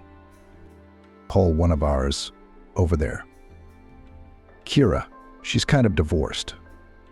I don't think anyone would mind going to a party with you. I mean, it's just a formality. Okay, I'll think of something. Stefan agreed. Don't worry, I'll be there as agreed. Pressing the reset button, the man thought for a moment. Why are you upset? Emily asked. Stefan flinched. His mother had been sitting next to him during the conversation, but she looked absent. It seemed to him that she was in her own world again. But Amelie seemed to have heard and understood everything this time. Tom says I should bring a girl to his wedding. I don't have anyone in mind. What do you mean, you don't? The old woman was surprised.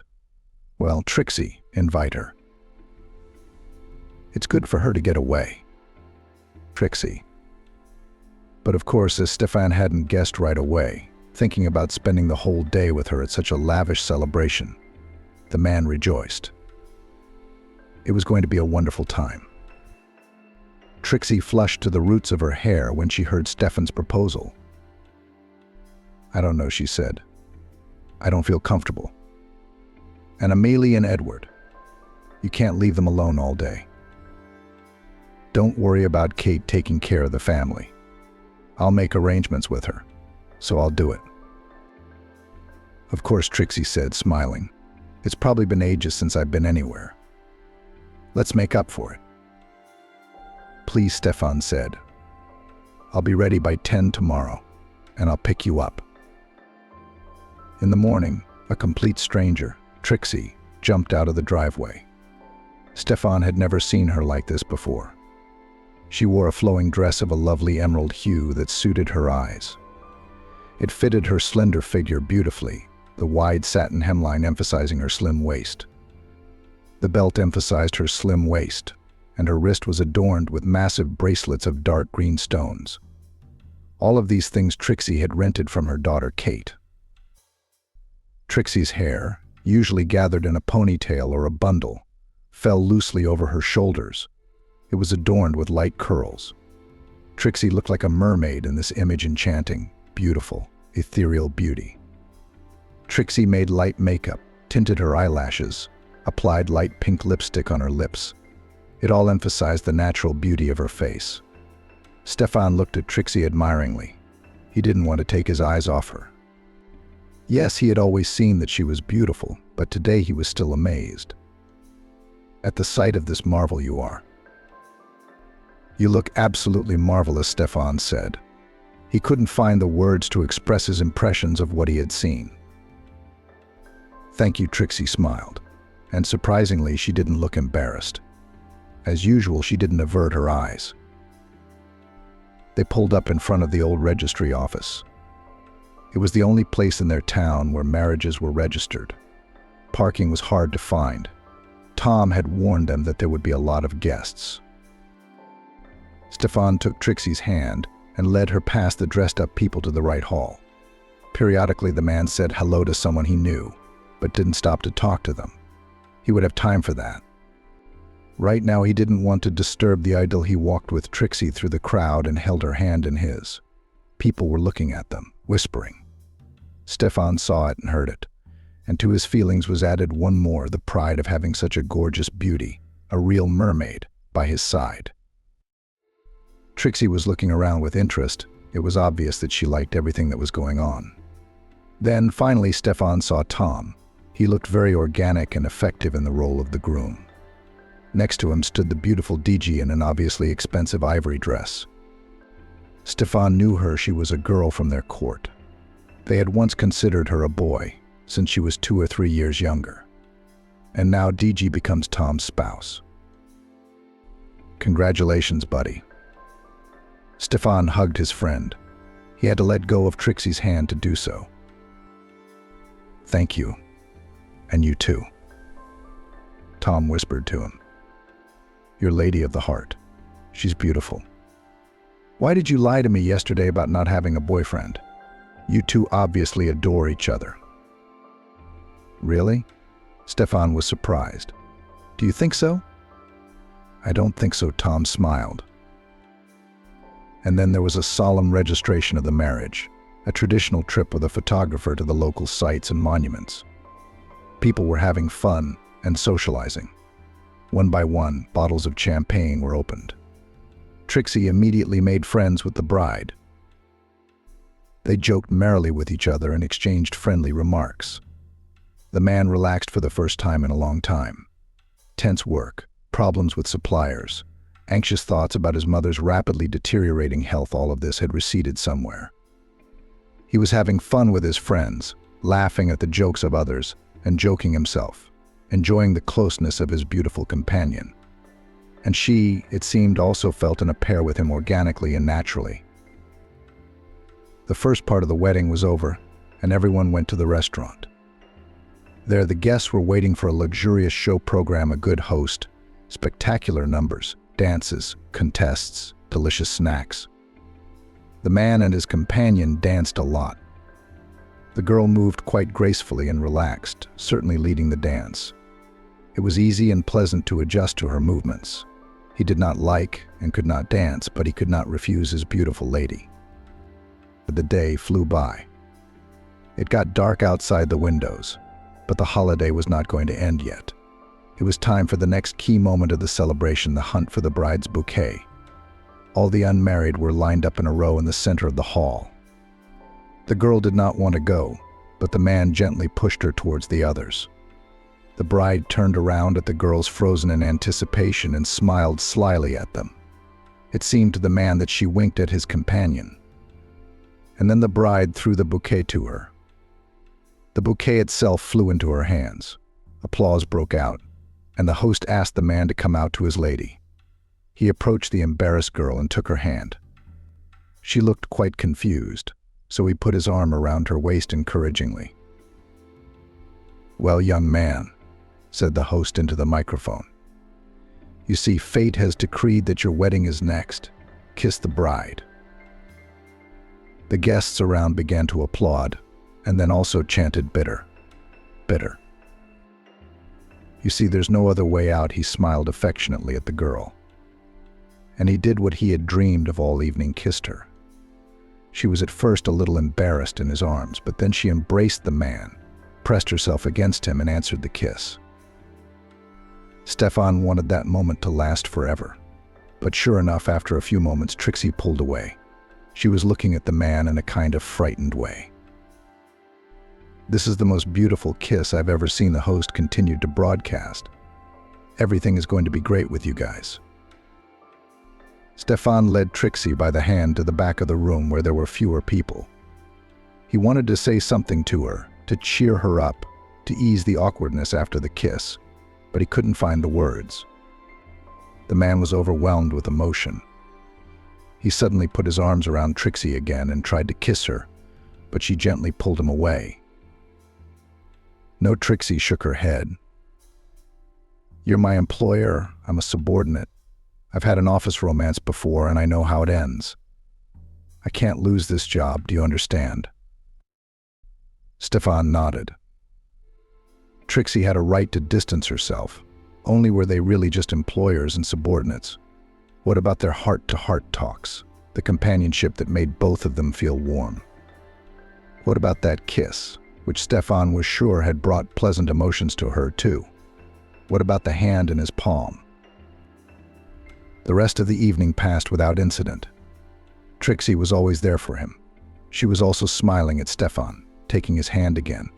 The man admired her, caught her glances and smiles, watched Trixie's graceful movements, and fought the urge to hug and kiss her again. The man realized he was in love. In love for probably the second time in his life. And Trixie seemed to sympathize with him too, but she was afraid. There was too much at stake for her in the event of another mistake. Stefan made no more attempts to hug or kiss Trixie. He was just acting like a good friend again. He didn't want their relationship to lose its ease, its naturalness. Let things go the way they were going. After the party, Stefan took Trixie home in a cab. "Thank you for a wonderful evening," the beautiful woman smiled at him as she got out of the car. "I'd never been to an event like this before. I guess I felt like Cinderella when I got to the ball." "I'm glad you liked it," Stefan nodded. Then the man went back to Chicago, and everything went back to the way it had been. Busy work, evening calls with Trixie, socializing with friends and coworkers. Only now Stefan thought about Trixie all the time. He remembered her green eyes shining with delight, her hair flowing down her back, the warmth of her palm in his hand. And of course he often returned to that kiss in front of the crowd of guests. That kiss had changed many things. It had made Stefan realize that he was really in love with Trixie, and there was no use in resisting that fact, and no reason to lie to himself. Except Trixie was afraid of getting burned again, and was holding on to her job very tightly. She had already had a situation in her life, when an affair with the boss's son had hurt her and ruined all her plans. Of course, the woman didn't want to repeat, especially since Trixie was now responsible not only for herself, but for Edward as well. But did she really think Stefan was capable of such meanness, that he could do to her what her old boss or his son had done to her? During the conversation over the video link, Trixie was on her usual behavior. She was friendly, cheerful, and smiled a lot. True, she'd been giving Stefan a lot of unhappy news lately. Amelia's condition was worsening. And it wasn't even about the main diagnosis Trixie shared. Everything was going more or less smoothly. The old woman was managing to look after herself. Her speech was still intact. Although the doctors had predicted that would have happened a long time ago, her heart was a concern. This morning she had another attack. I called an ambulance. They came, gave her a shot. I asked what to do to help her, how to relieve her condition. Because this is the third attack in a month. but they answered the same as always, "What do you want?" "Age." "Nobody lives forever." "That's the answer," Stefan said. "I'll get her into the cardiology center in New York." He felt sorry for his mom, who was clearly agonizing and suffering. He was also worried about Trixie.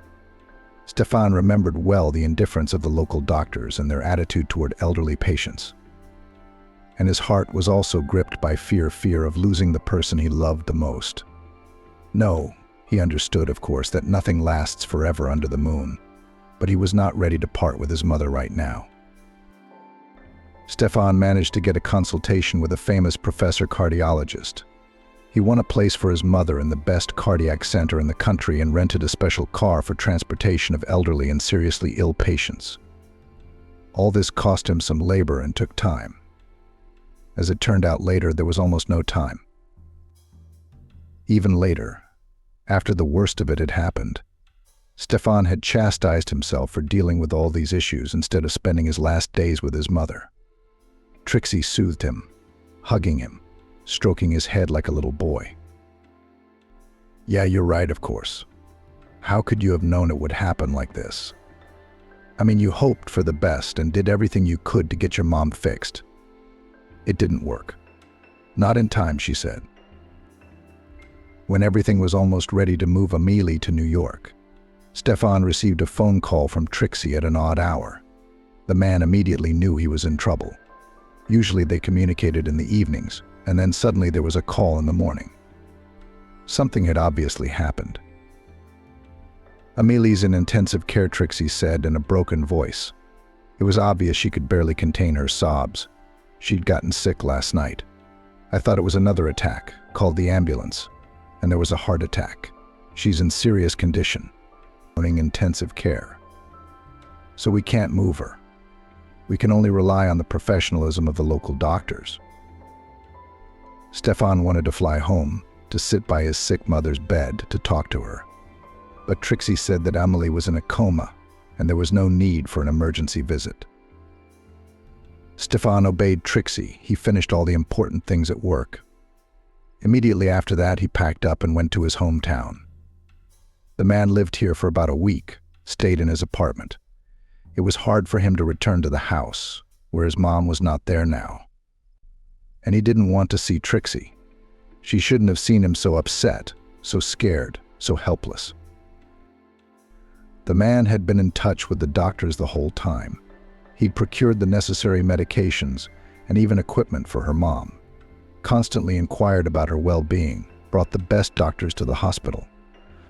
But Amelie's condition, despite all these efforts, remained stably serious. And then suddenly that call at 6 in the morning. Yes, Stefan understood that his mother was between life and death for a week, but to the last he hoped for a favorable outcome. He believed, like a child, in a miracle. The doctor's words that morning came as a surprise and a heavy blow to the man. Through the pain, tears, and despair, another, seemingly inappropriate thought took shape in his head. What about Trixie? After all we had in common was Amelie. Now that Mom is gone, Trixie and little Edward will be out of my life too. The realization made Stefan feel even more painful. On that day, he found the strength to go home. He had to find some paperwork for the burial. Trixie threw herself around his neck, hugged him tightly, and sobbed. "I'm going to miss her so much," she sobbed. Stefan cried too. He felt neither shame nor embarrassment.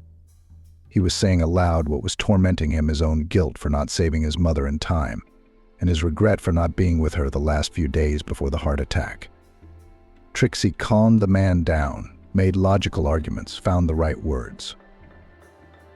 3 days flew by. The funeral, the wake, settling a mass of legalities and the agony of getting used to the idea that Amelie was gone and would never be again. Trixie was there for him, helping, supporting. For Edward's sake, Kate had taken him in for the time being. "The boy doesn't need to see all this and have his heart ripped out," she said. "It's too much stress for a young child. Let him stay with me for a while." Trixie and Stefan agreed that it would indeed be best. Then the day came when Trixie packed her things and got ready to move out.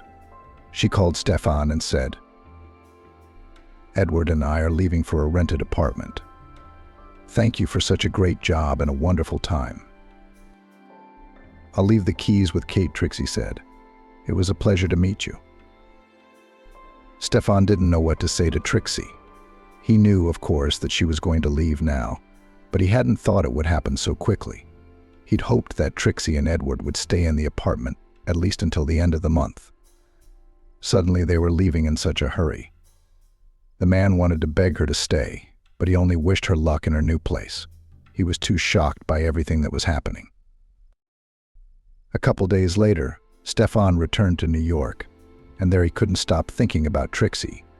He missed their evening conversations, wanted to see her smile, hear her voice, look into those bottomless eyes.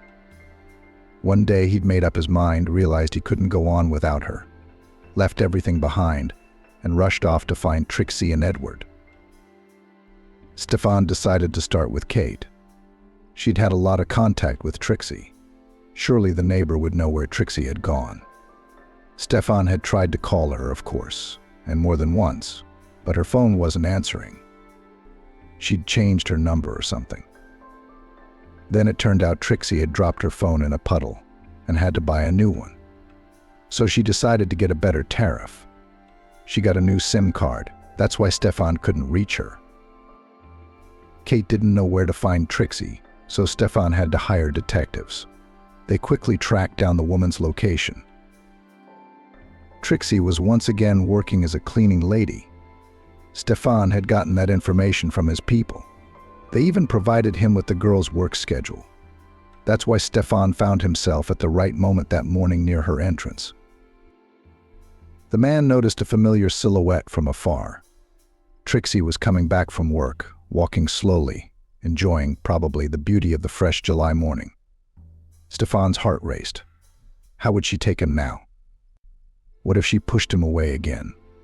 What if he'd imagined that she sympathized with him too? Just wishful thinking. Trixie kept getting closer. Stefan stood up and moved toward her. She stopped, recognized him, and suddenly threw herself at him. She hugged him, clung to him, cried. Stefan smiled. Everything was going to be okay now. Trixie was obviously happy for him. "I missed you so much," Trixie finally said. "I was so hoping you'd find me. And you did." "I couldn't help it," Stefan smiled at her. His heart heaved with joy. He wasn't wrong. Trixie really loves him. "Remember when you caught the bouquet at the wedding?" he said. "You can't break tradition. How could I not find you after that?"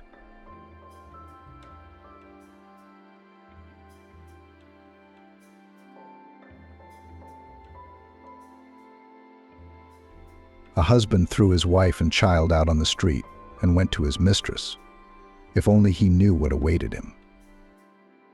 Thursday evening in the apartment, located in one of the hundreds of ordinary residential high-rise buildings, again heated argument broke out. Elsa did not want to put up with the indifference of her husband and arranged an interrogation. "Yes, everything is fine with us," as he could, he fought back. "I'm just tired at work."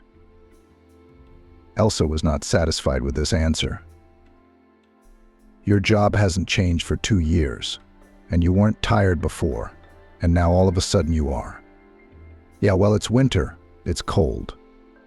Vitamin D deficiency. You should take your family to the sea, and you'd have more energy." Instead of an answer, Elsa got only a familiar sour look on her face. "I have to repair the car, not to the sea. All I need now is to eat in peace." It's always like this. He has everything nice and calm. He went to work, came home and dinner was ready. The child is dressed and washed. Sit quietly, eat, and do not even try to solve family problems. Elsa took her daughter in her arms and went to the bedroom, not forgetting to slam the door loudly. "Honey, go play. Mommy needs to talk to Aunt Vivian." Elsa let her daughter go to the floor and pointed at the toys. Look who it is. It's your favorite horse. Her daughter happily ran after the horse, and Elsa grabbed her phone from the dresser and dialed a message to her friend. We had another fight. He won't even hear me. He says, "Let me eat in peace, asshole." The reply came back a few minutes later. Are you fighting again? Elsa, he doesn't appreciate you anymore. Have you thought about doing something about it? What can you do about it? Elsa wrote, well, I'd go away for a couple days. Let him miss me first. That's a good idea, Elsa thought. But there's one problem, Maggie. The daughter has no one to leave her with. And of course she can't be left at home with a busy husband. Why, Vivian, can't you take her with you? That's a problem, replied her friend. Really, why should a daughter be an obstacle to taking a break from her husband? And maybe even show him that she would not be tied to the house and sit to suffer. And then Elsa began to have a plan. Eugene, Vivian and I are going away for 2 days. I want a vacation with a friend. We'll stay in Miami, she said. Eugene got off the phone. Don't you have anything else to do? What, Miami in winter? The weather forecast is bad. They say it's 25 degrees and I need warmth and fresh air, Elsa insisted. Eugene nodded and went back to his smartphone, muttering something like, well, go if you have to. How are you going to make a meal alone? Elsa was worried. I'll buy food. I won't starve, don't worry. Which friend are you going with? Maggie. You don't know her very well. She's a former coworker of mine. Eugene nodded briefly and didn't say another word. Elsa couldn't calm down, thinking the same thing. Why did he react so weakly? What's the matter? Elsa remembered how she and her husband had met. It had been 10 years ago. Eugene is the brother of her former best friend, Emily. The first time she saw her future husband, Elsa knew for sure that he was the man she wanted to be her life partner. He was a very tall, handsome, and tastefully dressed young man. The relationship developed quickly and beautifully. Eugene gave the most desirable gifts, called for dates to the best places in the city, and once they even flew to Paris. That evening in a hotel near the Louvre, Elsa remembered for the rest of her life. It was the first day in the city. They walked along the central streets, saw the Eiffel Tower, the Louvre, and had breakfast in a bakery on the summer veranda. Then they checked into a hotel. They had only been dating for 6 months, so Elsa thought that this trip was just a pleasant weekend. But it turned out to be much more serious. Will you marry me? Eugene asked, and took out a black velvet box with a ring from his pocket.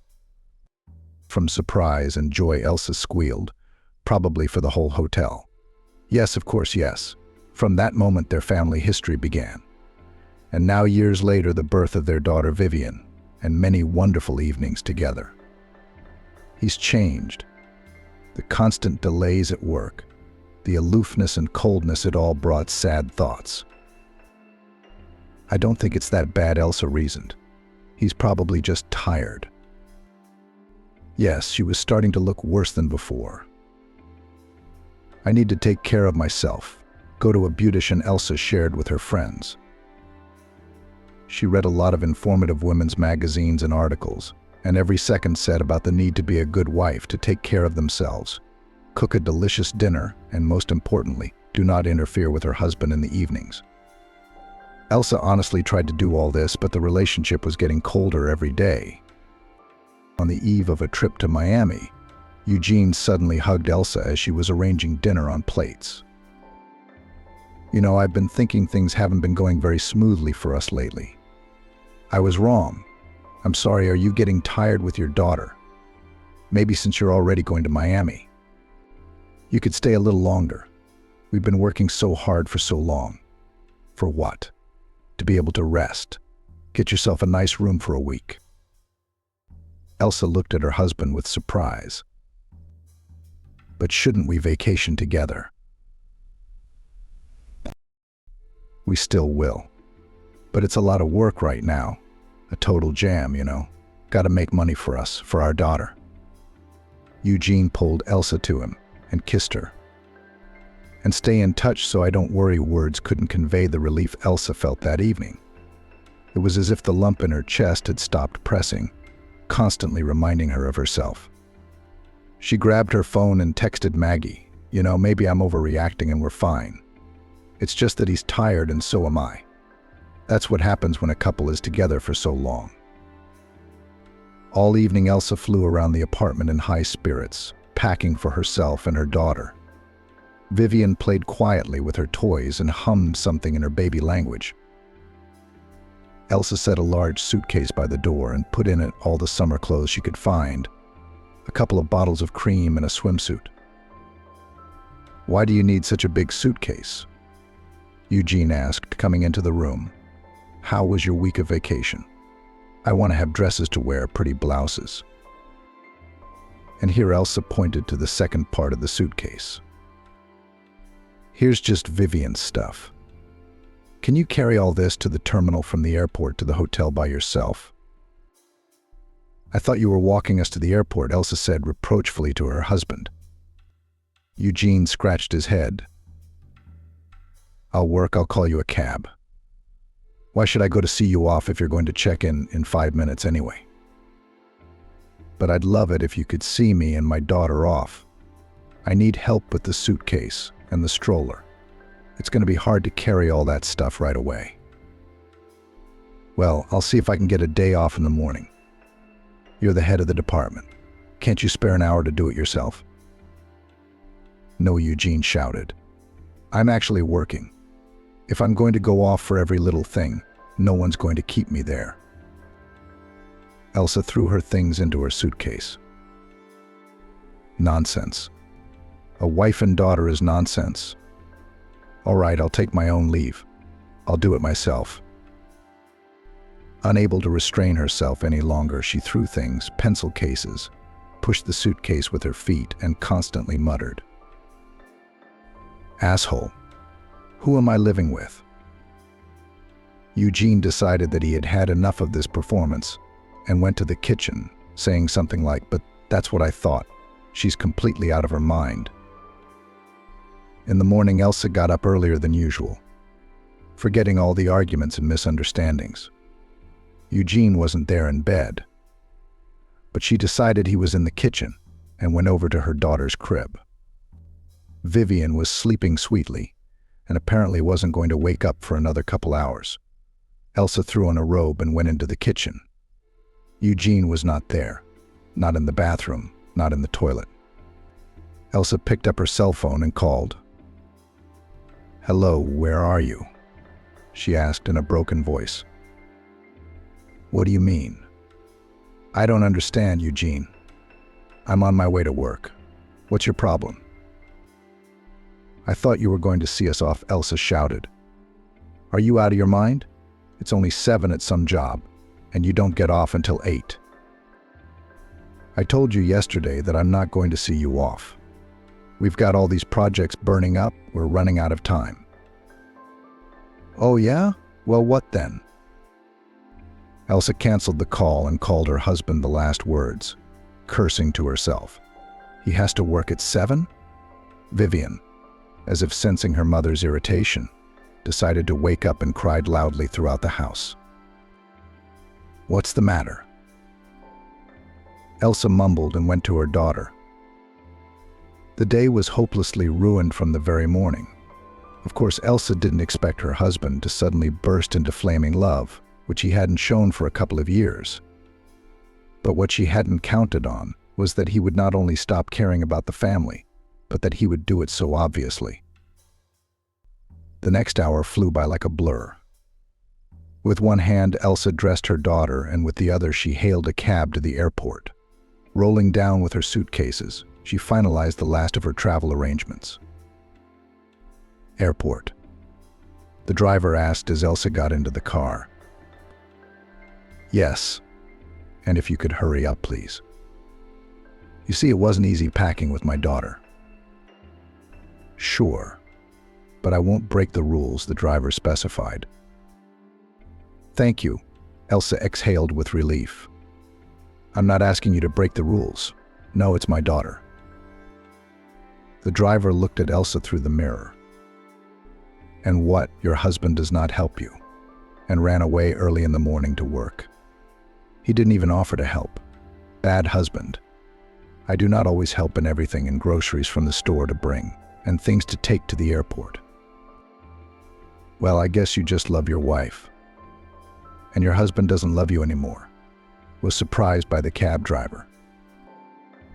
I don't think so, Elsa answered after a short thought. It's just that we've been together too long. Is it a difficult period for him or for you? Elsa thought about it, and really, if you think about it that way, Eugene is doing fine. She was the only one who was worried all the time. The vacation season was just beginning, but the airport was already packed to capacity.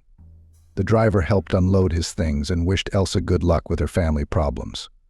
Then he drove away quickly, so as not to block the driveway. Elsa sat her daughter down and rolled her suitcases to the check-in area, typing a message for her friend Maggie. I'm here. Have you arrived yet? Elsa made her way through the crowd to the check-in window at number 12.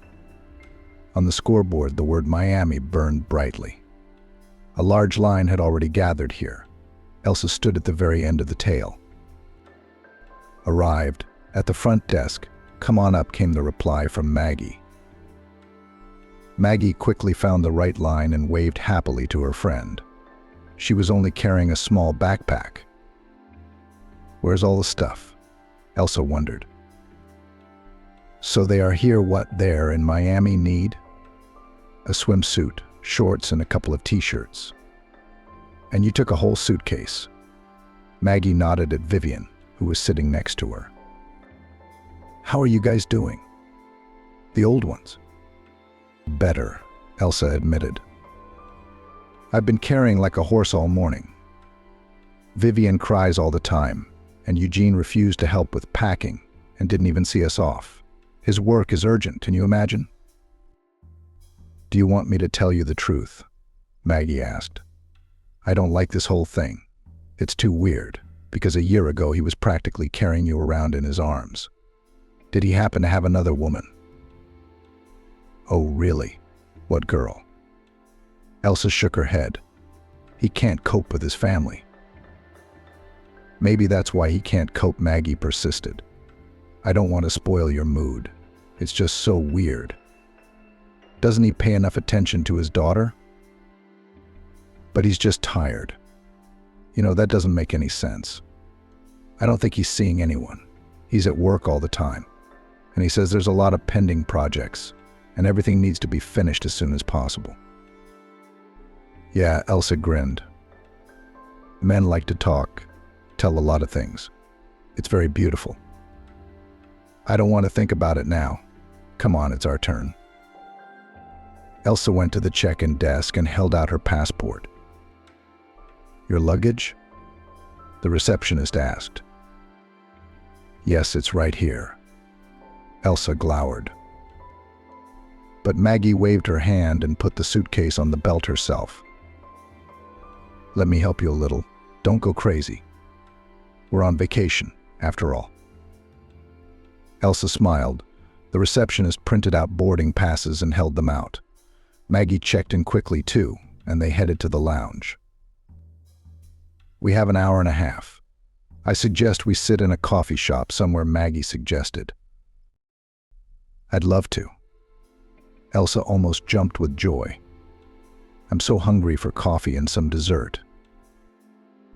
They found a coffee shop that wasn't the most crowded. Elsa immediately landed in a chair, and then smiled happily at her daughter and half-jokingly, half-seriously remarked, "And you, Olenka, madam. And well, you will be strong, sit next to me." Elsa sat her daughter next to her and took the menu. So, sweet dessert. Pavlova. That's it. Excellent choice. Maggie smiled. I'll have tea and Napoleon. Maggie looked at her friend while they were taking her order. Well, tell me in detail what's going on with you and Eugene. Elsa shook her head sadly. I don't understand anything myself, to be honest. A couple years ago, even a year ago, things were completely different. He was so kind, so understanding, he gave gifts. We traveled a lot, bought an apartment and a car together. And now he's not the same at all. We've stopped talking. He doesn't pay much attention to Vivian either.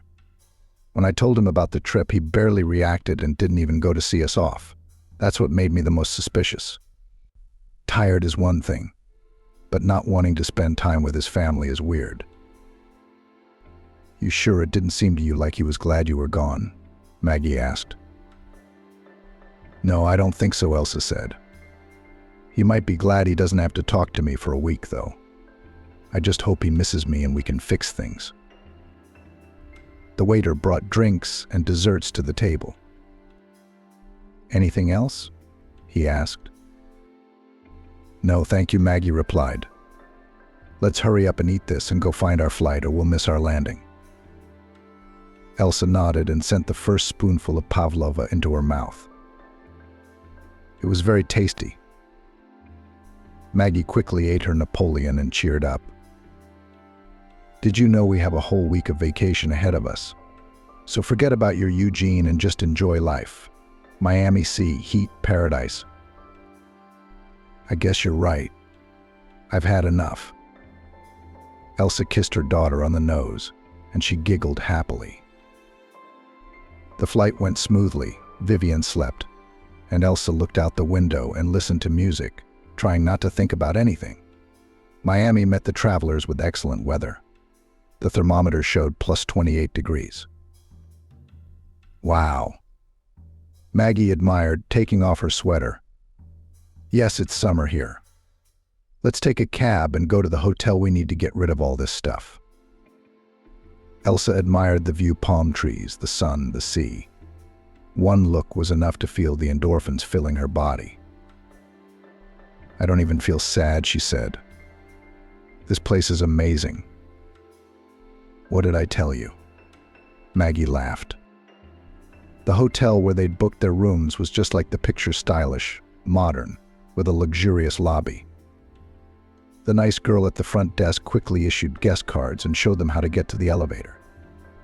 Near the elevator was a huge mirror, and Elsa stared at her reflection in full height.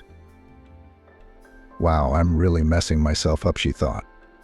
My jeans are too tight on my legs and my hair. I should go to the hairdresser. It can't be the way it used to be. She'd always taken care of herself.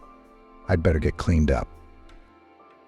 Masha, she turned to her friend, will find a spa in Miami. Smiled her friend. And what would you like? First to the hairdresser. I need a touch-up and maybe a trim. That's a good idea. Let's go today. I'll play with Vivian while you take care of yourself, okay? The room was once again more boring than imagined. 2 rooms, one for Elsa and one for Maggie. In the center of the room was a large table and beautiful chairs with green velvet upholstery. But the most important thing was not that, but a huge window that overlooked the sea. Elsa shrieked with delight and ran to open the windows to let the sea air into the room. Now I'm just happy, she exclaimed. Me too. Maggie whirled around the room, putting things in closets and dressers. Can you believe it? And we have a whole week. Okay, now give me Vivian and go change. Let's go for a walk right now. As if in response to this suggestion, Vivian laughed and clapped her hands. The first day of vacation stretched into 2 days. One began in the morning in her home apartment, and the second was like a part of another life that was just beginning. Maggie dragged Elsa around to every interesting place she saw. They started with a local store where they picked out a beautiful beige dress with a macrame-style cape. Put it on right now. Come on, it looks great on you, Maggie exclaimed. Great, Elsa said sarcastically and went to the fitting room. A couple minutes later, she came out in a new look. It's gorgeous. And now to the hairdresser. The way to the salon lay through the main streets and the pedestrian alley stretching along the sea. At every step, Elsa turned her head around so as not to miss anything interesting. The bathing season hadn't started yet, but the center was already filled with tourists. Elsa admired not only the sea and houses, but also looked at beautiful people, men and women. She loved beauty in all its manifestations and admired those who found time and opportunities to keep a stylish look. There's the barber shop. Come on, Maggie dragged her friend inside. Decided that you want a bob, Elsa answered briefly, but after thinking she added, and maybe some light chalking? Let's see what the hairdresser says. The salon smelled of flowers, mixed with hairspray and hair dyes. A short girl in a black apron came out.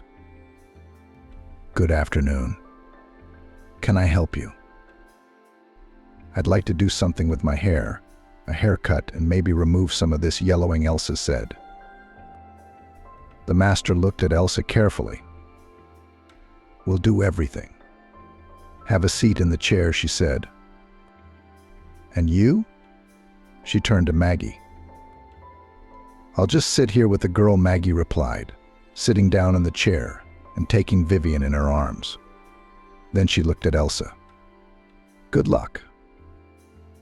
The hour in the chair went by quickly. Elsa looked at herself in the mirror. Now she looked like her old self again, a beautiful, well-groomed woman with bright hair and shining eyes. Elsa thanked the master and quickly took a selfie, then thought for a moment and sent it to her husband. I wonder what he'll say. She got excited and got up from her chair. Well, it's gorgeous. It suits you very well, Maggie exclaimed as Elsa came up to them. Now let's go, we need to show ourselves and see the world. The day was coming to an end. Dusk was slowly descending on the city. Elsa and Maggie walked along the promenade and turned to the sea station with a tall spire that could be seen from afar. Then they went to the hotel. Vivian was very tired today. It's been a long day, said Elsa. Let's sit in the room, order some food, suggested Maggie. Let's do it. I'm not Vivian, but I'm exhausted too. But tomorrow we'll have a full program. Have you already thought it all out? Elsa grinned. A new message sounded. She looked at the phone screen. What is it? Maggie craned her neck. Nothing, Eugene, Elsa replied. He just wrote beautiful. I sent him a picture from the hairdressers. That's it? Maggie wondered. He hadn't written anything else all day? Nothing. But that's not my problem now. We decided that I wouldn't think about him on vacation. That's the right thing to do. In fact, if I were you, I wouldn't write him at all tomorrow. Back at the hotel, Elsa put Vivian in her crib and quietly went into the other room. Wow, she passed out fast. I usually put it off for half an hour, she said. That's rough, Maggie said. How hard can it be to raise a child? You don't say. But it's also a joy, Elsa said. Okay, Maggie nodded. Elsa looked uncertainly at Maggie's friend. Let's think about what we'll order. Here's the menu. And you know, I'm thinking about champagne. I'm on vacation. But I'm not alone. I'm not supposed to get drunk, said Elsa. But feel free to have one if you want. Come on, just one glass. You can afford a case. I deserve it, Maggie said. No, I'm not in the mood. But I would love a nice cup of tea. I think I'll have a couple hot dogs and some tea. And I'll get a bottle of wine and some grapes. It's vacation time, laughed Maggie. 10 minutes later, a waiter in a black suit knocked on the door. Good evening, your order, he said, bringing in a cart. Maggie set the plates and cups on the table. "Do you have everything you need?" the waiter asked. Yes, Maggie smiled. "Except good company." The guy was embarrassed, coughed, and wishing her a good evening, hurried away. "Well, now we're definitely resting," Maggie said. Elsa watched with tension as her friend emptied one glass after another and became more and more cocky. "Will that be enough?" she asked when Maggie had finished the third glass. "I'm not going clubbing with you, if anything. My daughter's asleep." "Oh, that's a shame. I was just going out for a nightcap." After all, life in a city like Sochi is just beginning. Maggie was upset. "Don't be. Stop being such a boring bore. Take Vivian and let's go," she taunted Ilona. "Are you crazy? Vivian is asleep, and I'm not taking her anywhere," Elsa cut her off. "That's fine," Maggie waved her hand. She got up and went to change. Soon she came out in a black dress. "Don't wait at my place until morning. I'm going to party hard." "Good luck," Elsa wished her sarcastically, and closing the door behind her friend, lay down on the bed. She checked her phone. Not a single message, not a single call, not even a simple question about how she was doing. What was going on after all?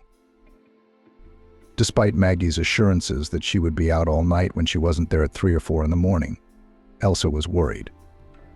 Need to call her, or who knows where this one might have gotten herself into. However, no call was answered. But 5 minutes later, Maggie sent a selfie picture with a handsome stranger. "Who the hell is that?" Elsa immediately asked, and, after thinking, added, "Don't you dare bring him to our room." "I won't." The answer came immediately. "Don't be so narrow-minded. Max is a great guy. They won't let him in the hotel without you. Don't worry." "What if Vivian cries?" Elsa worried. Vivian whimpered in the crib. Elsa left the phone on the bed and rushed to her daughter. "What's wrong, sweetie? Are you hungry?" Elsa took her daughter in her arms, gave her water, and rocked her. Thankfully, it worked. Vivian closed her eyes again. Elsa realized she couldn't wait for her friend either, so she lay down next to her, and when she opened her eyes, the bright sun was already beating through the windows. A new day had begun. Elsa got up and immediately checked on her daughter. She was still asleep, twitching her arms funny. She must have seen something interesting in her dream and wanted to grab it. Elsa smiled and went to the kitchen to make coffee. Suddenly, there was a knock on the door. "Open up, it's me." Maggie's voice rang out. Well, she's finally back, Elsa thought, and opened the door. On the threshold stood her friend, tired but quite happy. She had taken off her high-heeled shoes and was holding them in her hands. "Hi. Did you sleep well?" "Not very much," Elsa answered.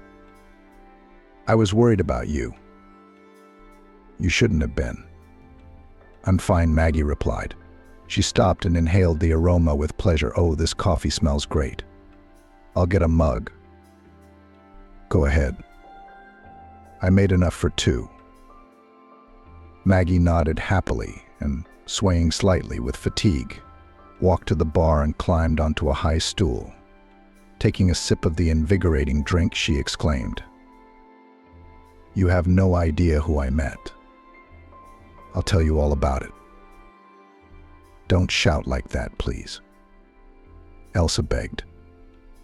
"Vivian is still asleep." "Oh yes, sorry. Anyway, listen. I went to one of the most popular local bars. I just wanted to sit, relax, look at people. And this man came up to me. Very handsome. You have no idea. We got to talking. He said he doesn't usually do this, but he wanted to meet me for some reason. Anyway, he's really cool, and he works as a director somewhere. I didn't ask for details. But if he's a good guy, I'm happy for you," smiled Elsa. "However, I would not be in a hurry to make any conclusions about him on the first day of acquaintance." "I'm not in a hurry. You should see how attentive and caring he is. So sweet, just like my Eugene a few years ago," said Maggie. "Yes," said Elsa. "Well, yes," said Maggie, embarrassed. "But that doesn't mean he's going to be like that. And by the way, I left out the most important thing. He has a friend, and he's not married. I suggested that Max take him with him tonight. And you can come with me too. We'll have dinner at a great place." "No way. Where are we going to take Vivian?" Elsa was surprised. "I told them you have a daughter and they don't mind. So we'll take her with us." "Have you ever thought about the fact that I'm actually married and I'm not going to meet anyone?" Elsa got angry. "Here, don't make it up," Maggie said. "First of all, I'm not telling you to go out with him, just to get acquainted. And second of all, maybe you should think about the future. Because if you want the truth, Eugene is your fool, and there's something wrong with him. Have you checked his cell phone? Especially when he's late for work?" "I haven't," Elsa blurted out. "What are you implying? You think he's cheating on me?" "What do you think? He didn't go to see you off. He's not interested in you or Vivian. How many times did he call you yesterday?" "How many?" "None," agreed Elsa. "And yet it still doesn't mean anything. I didn't notice anything suspicious, no traces of lipstick, no scent of perfume, no calls in the night, nothing like that." "Well, then he's hiding well, or he's just tired. Maybe the spark between us is gone. We have to rekindle it somehow," Elsa said thoughtfully. But Maggie almost giggled, but held back. Then she said seriously, "Elsa, you are such a beautiful, intelligent woman, and your husband does not appreciate you at all. Let's go to dinner. You don't have to go out with anyone tonight. You don't even have to book a room. We'll just expand our social circle. You know, a network of acquaintances is a very useful thing." "Okay," Elsa agreed. "I just won't wear the same net dress we bought yesterday. It's nice, but it's for a walk on the beach, not a restaurant. I don't care if you wear a sweater and tights. But I can get you a dress. I have one that would be perfect for you. Blue, evening." Elsa tried on the dress. It fit her perfectly, as if it had been made for her. She looked at herself in the mirror and smiled, a slight blush immediately appearing on her face. Yes, definitely a vacation. A trip to the hairdresser and shopping could do wonders. Elsa took out her makeup bag and lightly tinted her eyelashes. Suddenly there was a message on her phone. "Hi, how are you? Have you finally decided to inquire?" Elsa said and quickly dialed. "Everything's great. We're going for a walk. You'll be in Miami until Sunday, right?" "Yeah, I'll fly in Sunday at 4 p.m. Why?" "Nothing. I'll see what I'm busy with. Maybe I'll see you." "How's that?" Maggie walked into the room, and when she saw her friend, she gasped, "Wow. You look great. Maybe a little more lipstick?" "No, just the dress and mascara, and that's it." "What do you say?" "Well, there's plenty of time before tonight. Why don't we go to the beach?" Elsa nodded and went to gather Vivian, who was just waking up. The day passed cheerfully and quietly. Elsa and Vivian swam in the sea and warmed themselves on the beach under a large umbrella. Eugene was no longer showing signs of life, and Elsa wondered if she was doing the right thing by going to this dinner. "What are you so excited about?" Maggie asked. "It's just dinner and small talk in a restaurant full of people. Do you think your husband has never been to one?" "You're probably right," Elsa agreed. "Just promise that we won't go anywhere afterward. Not to any hotel beaches, or even worse, to someone's house." "No, of course not." Maggie was indignant. "I wouldn't dream of suggesting that to you. All right? Well, let's try it. It'll probably be interesting. You won't regret it.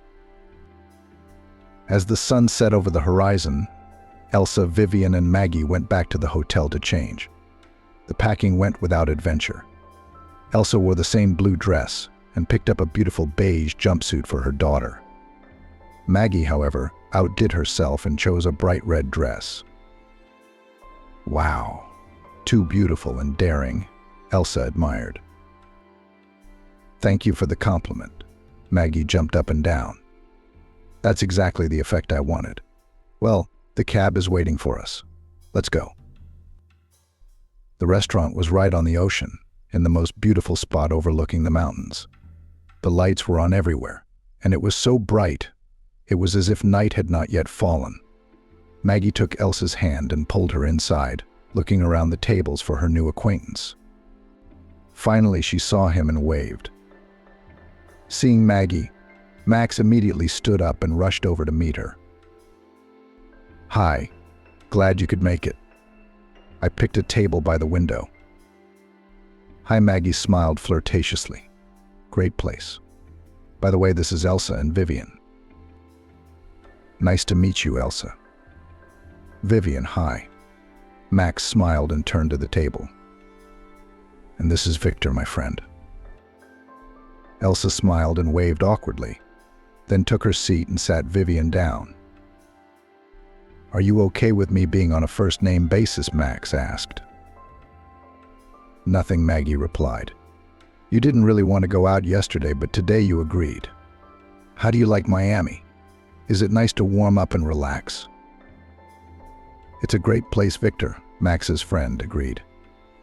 I won't be here long myself, but it's a great place for a vacation. Where are you from? From Moscow, Maggie answered. And you must be from the same city, Vince said. Yes, we're from New York, said Elsa, staring at the menu. Let's order something. Vince suggested. I was here last week. The food is very good. The steak was especially good. It was well done. Elsa, do you want a steak? Maggie opened the menu and flipped through a few pages. You like meat, don't you? Yes, I guess so, Elsa smiled. And some tea. Tea, said Vince. Coffee for me. Is everyone so serious? Max laughed. I'd take a coffee too, though. I'm driving. I'll have rolls. Maggie looked at Max. California. Juicy. Delicious. When the food selection was done, a casual conversation ensued. Max told how he had moved to Miami 5 years ago because he was tired of the cold winters in New York. Elsa noticed how Maggie was looking at him with shining eyes and immediately understood. It looked like her friend was in love. Well, are you not planning to move? Maggie asked, turning to Vince. No. I've got a lot of things to do in New York, all tied up. I can't work remotely. What do you do, if it's no secret? I manage hotels. It's still in its infancy. It's a lot of work. And you, Elsa, what do you do in life? Now, on maternity leave, Elsa pointed at her daughter, who was happily crawling on a high chair with a toy kindly brought by the waiters. And actually, I'm a florist. Wow, that's awesome. Do you want to go back to work? I would, of course. As soon as Vivian's too, we can think about daycare. But in the meantime, I'm doing the best I can. The evening turned out to be interesting. Elsa relaxed and enjoyed every time Max put his arm around Maggie's shoulders or just looked at her. Her friend deserved her happiness. For too long, things hadn't worked out for her. And he, Max, seemed like a good man. A couple hours later, dinner was over, and Vince hailed a cab to the hotel so that Elsa and Maggie would have an uneventful ride. Will I see you tomorrow? Max asked quietly, taking Maggie aside. She glowed and nodded. Of course I'll see you. Elsa wanted to get into the car, but suddenly Vince took her hand gently. It was nice to meet you, And your daughter is very sweet." "Thank you," Elsa smiled. "It's nice to meet you too." Without waiting for him to ask anything else, Elsa released his hand and put her daughter in the car. Then she got in herself. Maggie walked around the car and sat in the front seat. "Shall we go?" "Yes," Vince turned on the ignition. "Let's go." As soon as they arrived at the hotel and went up to the room, Maggie pestered Elsa with questions. "What did you think of them? How are Max and Vince?" "I think they're great. You and Max look good together. But how do you want to go out with him if we're leaving soon?" Maggie sighed. "I haven't told you that yet, and I don't know yet, but I'm thinking about it. In general, I want to stay in Miami for at least a month. There will be seen." Elsa stared at her friend in surprise. "Wow. And you did not rush to tell me this. And where will you live?" "First, I'll rent an apartment, and then maybe Max will offer to move in with him." "And if he doesn't?" "Why are you talking about the bad stuff?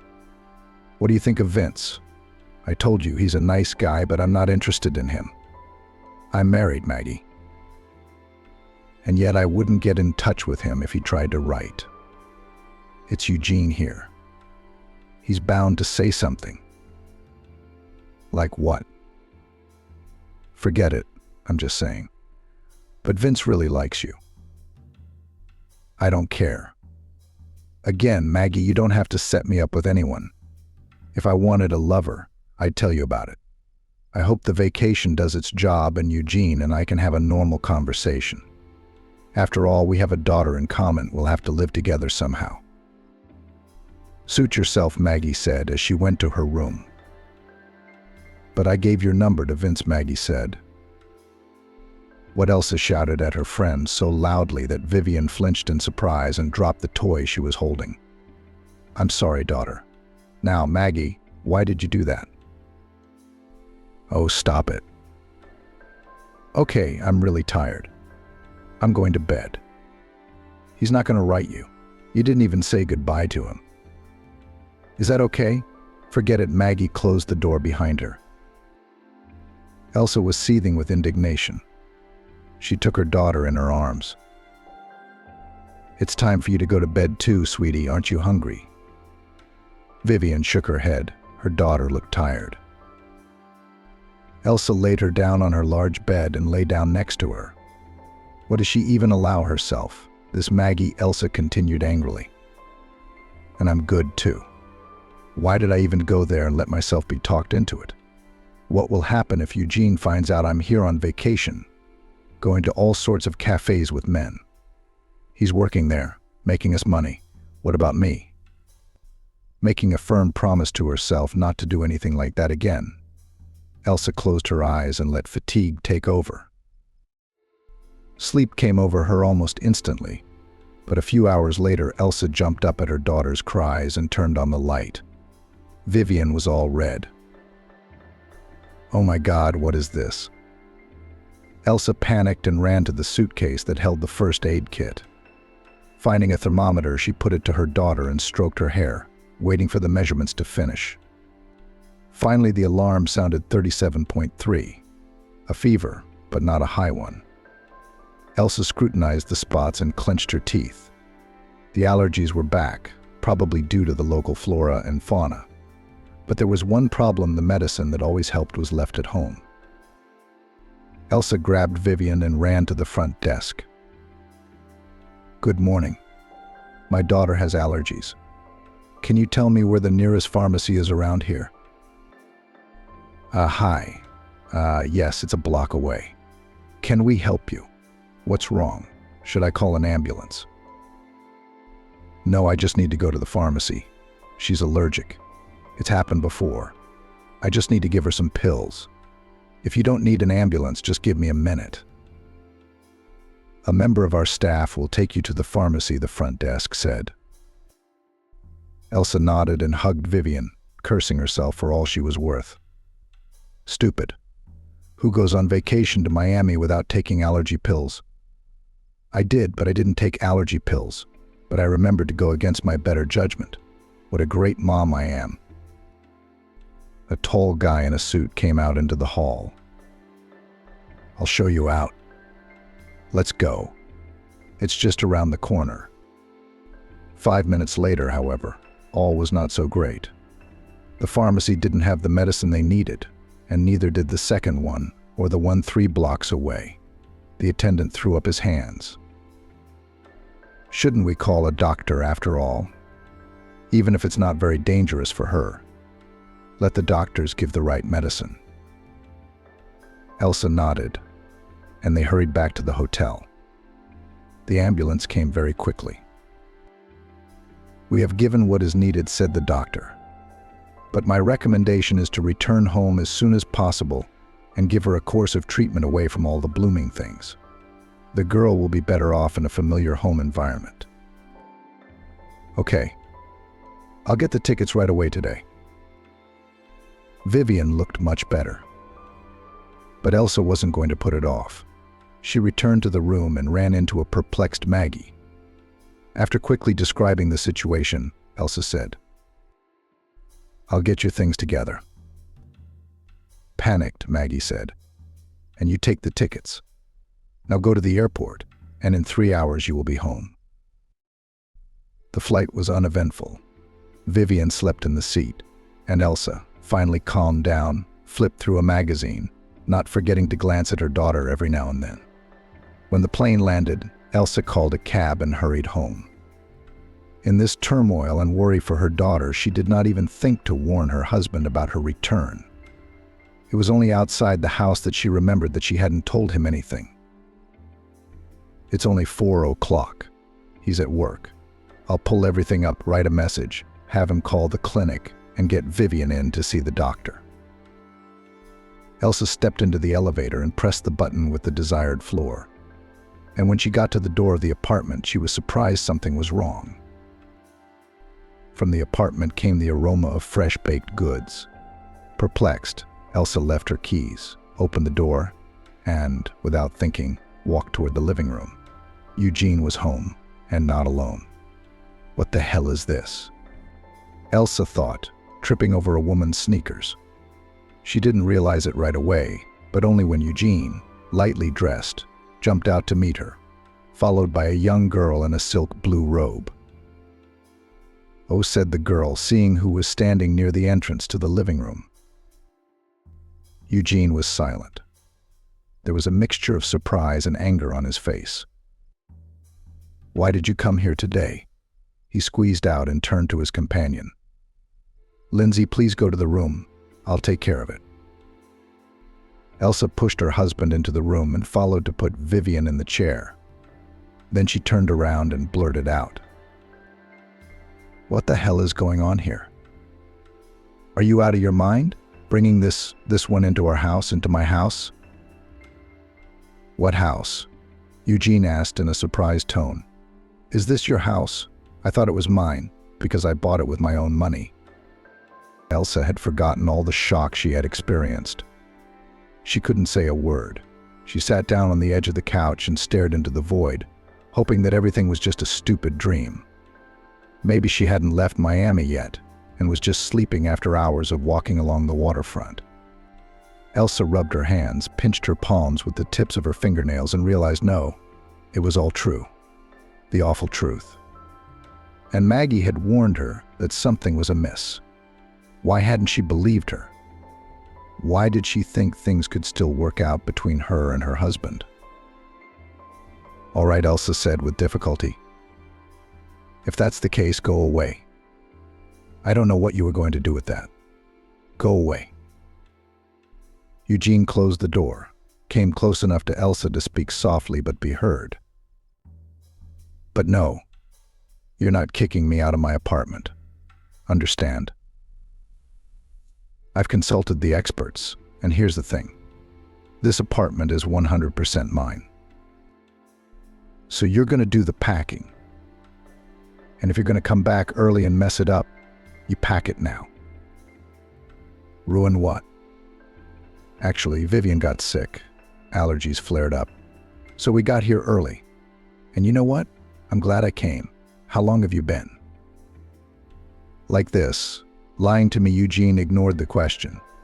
He was worried about something else. Take Vivian and leave. Later in court, you'll get custody, and we'll decide what days I can take her in. That's it. There's nothing more to discuss. What are you sitting around for? Get your ass in gear. I'm not going anywhere. My daughter's sick. She needs to see a doctor. It's evening outside. Where are we going now? What is she sick with? Eugene looked at his daughter. She's sitting there smiling, but look at her face and hands. I'm not looking anywhere.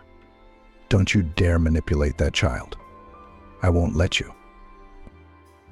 I told you, if you're still here in half an hour, I'll give you a hard time. Go. Elsa shouted angrily and went out into the corridor where the suitcase stood. Eugene's girlfriend also decided to have a say in the family squabble. Actually, it's your own fault. You didn't pay attention to him at all. You forgot he was a man. Look at you. You hear me, you little brat? Get out of here and don't write. Elsa couldn't stand it. How old are you anyway? You gonna tell me what to do? You think you're gonna live with Eugene? No, I don't think so. I'm not gonna give you a quiet life. Elsa took her daughter in her arms and rolled the suitcase up the stairs. She was followed by the unhappy cries of an aggrieved mistress. If you interfere, I'll tear your hair off. Or you, said Elsa and hurried away to the elevator. Eugene slammed the door loudly, and in the silence of the elevator, Elsa could clearly hear their conversation.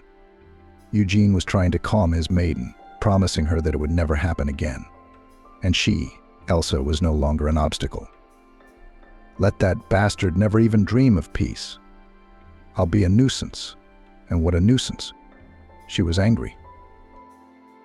What to do now? Where do I go? Maggie's still in Miami. Another friend with a small child lives in a studio apartment. We can't go to their place. Her parents are in another city. Elsa went outside and sat down on a bench, then picked up her phone and dialed her friend. Maggie didn't answer right away, and it was hard to hear her. There was music blaring in the background. Get away to a quiet place. Elsa yelled. I'll be right there, Maggie replied. What's wrong? Is something wrong with Vivian? How was your flight? No, not with Vivian, with Eugene. Elsa told everything, and Maggie was shocked by what she heard. She was silent, unable to find any words, and then she blurted out, there he is. But where are you going? Why did you even go out? It's your house, too. I couldn't stay there with him.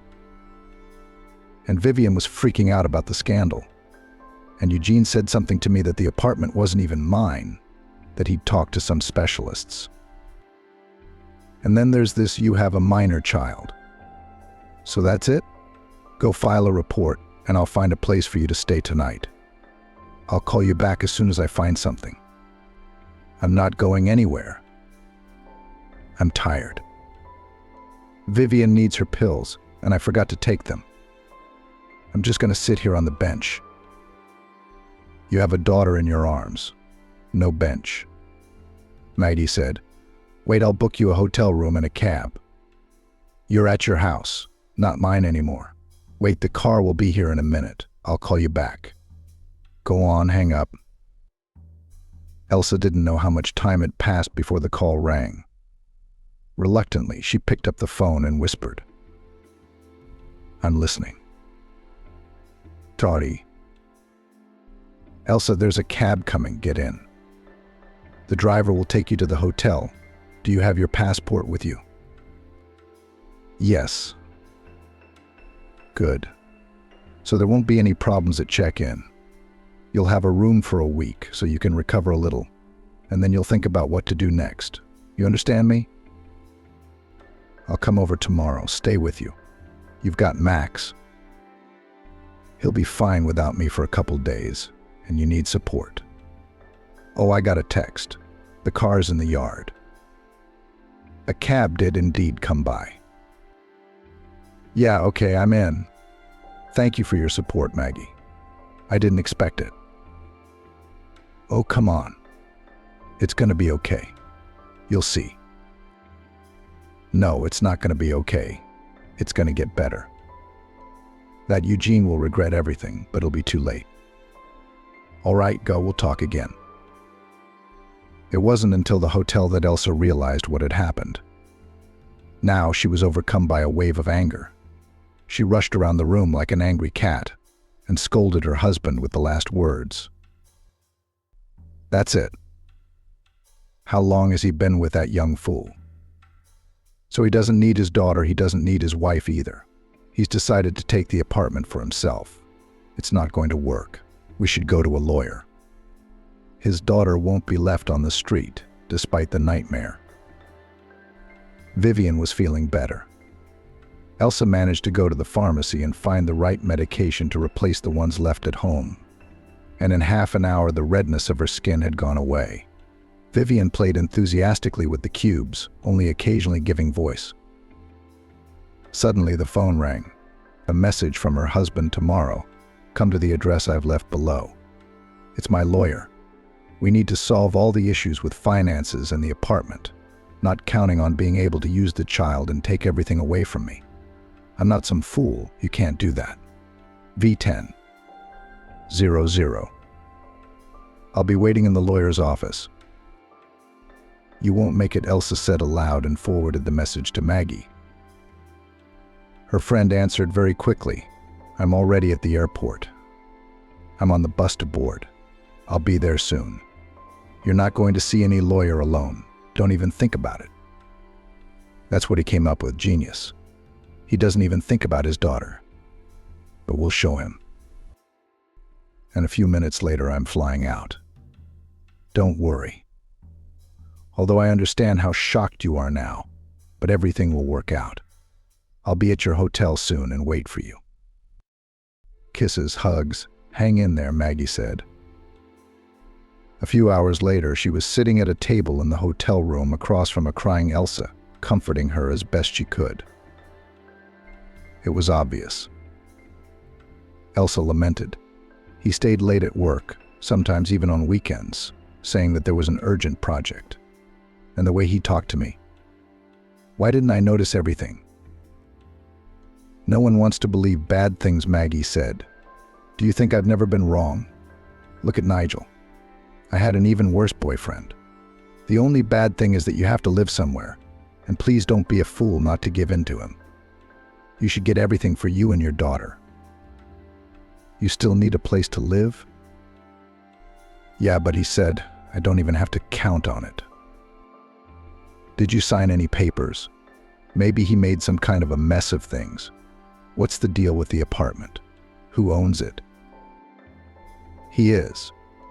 It's complicated. His mom bought it and gave it to him. What do you mean, Mom? I don't understand, Maggie said. You bought it before Vivian was born, didn't you? Yes, but he took it over. I was stupid and naive. I didn't even think about arguing with Emily. Maggie jumped up from the table and waved her arms furiously. What are you saying? That he's going to take everything for himself? Like hell he will. You're registered there, aren't you? No. Like Vivian at my parents'. He kept promising that he was about to sign her in, but he never did. We had a fight or something. So here's the result. Girlfriend, are you out of your mind? Maggie couldn't calm down. She'd sit down in her chair and then jump up again. He looks like a cranberry in the snow. This is crazy. I'm gonna text Max right now. I think he's got a friend who's a lawyer. Not Vince, another friend. Maybe he can give you some advice. No, don't, Elsa objected. Do you want to defend this scoundrel? Maggie was indignant. Not at all. You must take everything you can from him. However, it was easier said than done. The next day, Elsa put on her black suit, which she had taken on vacation for some reason, and so it was kept in her suitcase. She gathered her hair into a high ponytail and dressed her daughter. "I'm ready, I guess," she said. Maggie met her at the exit of the hotel. Her friend was dressed businesslike, too. A strange man was standing next to her. "Hi, this is George," Maggie introduced him. "He's a lawyer. Well, now let's go." Eugene was already waiting for Elsa in the office and was surprised when the whole crowd entered the office with her, the lawyer, Maggie with Vivian in her arms. He got up from his chair and stared at his wife with a displeased look. "Who the hell is that?" he asked. "It's a lawyer," Elsa said arrogantly. "Why? Why did you bring your daughter here? Do you think you'll get something through her?" "I don't think anything. I had no one to leave her with. But here we go. What did you want to tell me?" The lawyer on Eugene's side, a tall blonde in a tight skirt, smiled wryly before proceeding to read out the documents. "So let's start on Eugene's side. You, Elsa, have the following offer. He will give you $10,000 to start and pay you alimony monthly to support your daughter, $10,000. Elsa jumped up from her chair. "Are you kidding me? Are you out of your mind, Eugene? I know for a fact that we had at least $600,000 in our accounts. And by the way, some of it was mine." "What's yours?" "What's $600,000? Are you out of your mind? It's not yours. You spent it all while you were at home, and a vacation to Miami. What do you think you went on that vacation with? Why don't you sit down and think about it?" "No way. I'll file a report on you," Elsa threatened. "Wait, Elsa." The lawyer reached out to Eugene and pointed to a folder with documents. "I have requested from you the certificate of ownership of the apartment and all other documents related to the property. And I'll be preparing a lawsuit to the court to divide the property and determine joint custody," Elsa's lawyer warned. "And for alimony, of course, too." "What kind of lawyer did you bring in here?" Eugene shouted. "I've got some bad news for you. He's completely clueless. What's this paperwork I'm supposed to give you? Here's a piece of paper you can wipe yourself with." "No insults, please," said George. Maggie looked at both her friend and Eugene, as if dumbfounded. Elsa couldn't look at anyone and just stared at the floor. "We don't accept your offer and will be filing documents with the court. Wait for the summons." "That's the end of it," George said. "Elsa, can I go now?" he asked. $10,000 is a lot for you." Eugene shouted after them. "If you don't take it, you'll get nothing at all. Don't even think about your half, you naive idiot." Maggie tugged on Elsa's sleeve. "Don't even think about listening to him. Come on." A spring breeze was blowing outside, and Elsa stopped in the parking lot to breathe in the fresh air. In that office, she felt like she couldn't breathe at all and was about to suffocate. Elsa took her daughter from Maggie and held her close to her. "Don't worry, honey. Mommy will take care of it," she said to Vivian. George came closer. "We need to talk about this whole situation. Let's sit down somewhere."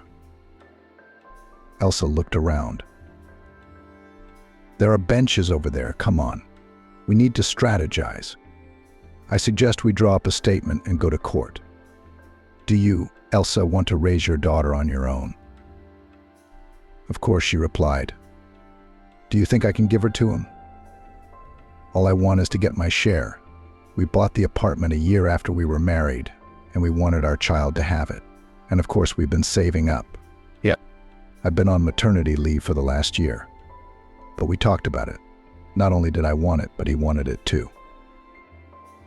Unfortunately, agreements are just words, but documents are proof," George sighed. "How is it that your husband signed over the deed to himself?" "I didn't follow it and trusted him," Elsa admitted sadly. I never thought it would turn out like this. Elsa shook her head. Unfortunately, it does happen a lot. George looked her straight in the eye. I have to tell you the truth. If everything is legal, it will be extremely difficult for you to get anything. But I guarantee that we'll do the paperwork and try to get justice. Thank you, Elsa nodded. I know it's all my own fault. I can't even believe it. I wish I could turn back the clock. You can't go back, but you have a future, Maggie said. Everything is going to be all right. She looked at the lawyer. Thank you for your work. Write if you need anything else. George nodded and left. Elsa and Maggie decided to go back to the room to put Vivian to bed. The hotel is only for a week, Elsa sighed. What am I going to do after that? She didn't want to think about it, but the bad thoughts were intruding.